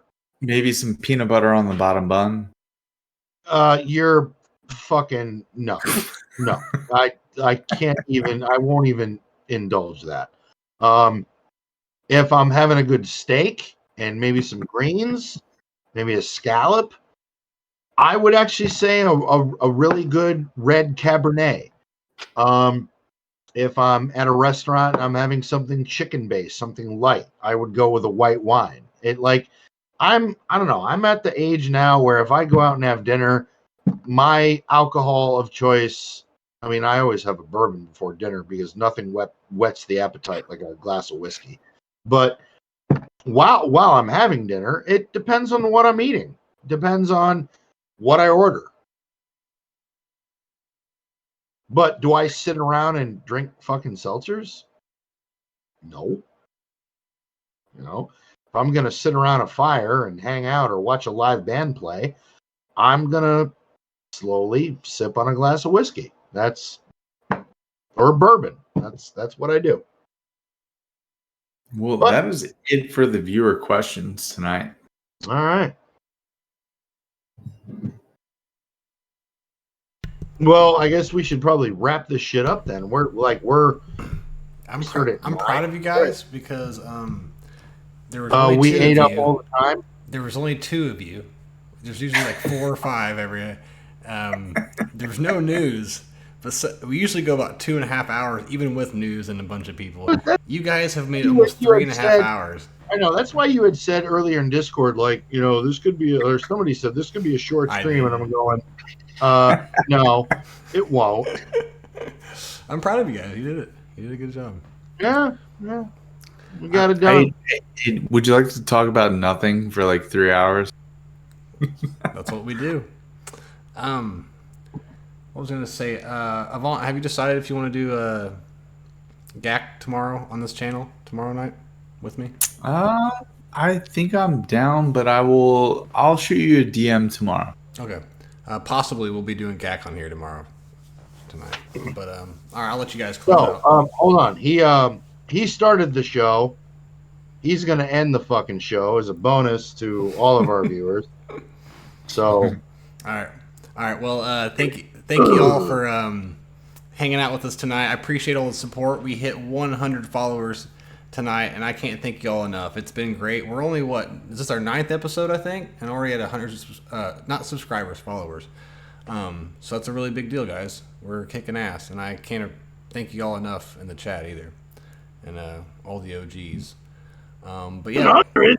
No, I don't know. The Republic credits are no good. I need something more real. 100, no good. We need 200. Get 200, you fuckers. That's all we got for the 3 scoundrels in a cantina. They give me no drinks. They say I'm broke because I don't sell enough Nubian. That's it, folks. Hey, you know what? We love you. Thank you very much for hanging out with us tonight. Yeah, this is a solid episode. Outstanding. Lots of good stuff talked about. Please hit the fucking button. Like, subscribe, do your thing. So from myself, Avant, Bob, we love you guys. We do. We appreciate everybody that supports us. And I'm going to say goodnight. And I'll let you guys say goodnight. And then... go fuck her off. Good night, sweet prince. Fuck you. All right, see you. Avant, go ahead. See you guys next week. All right, guys. Have a good night. Peace.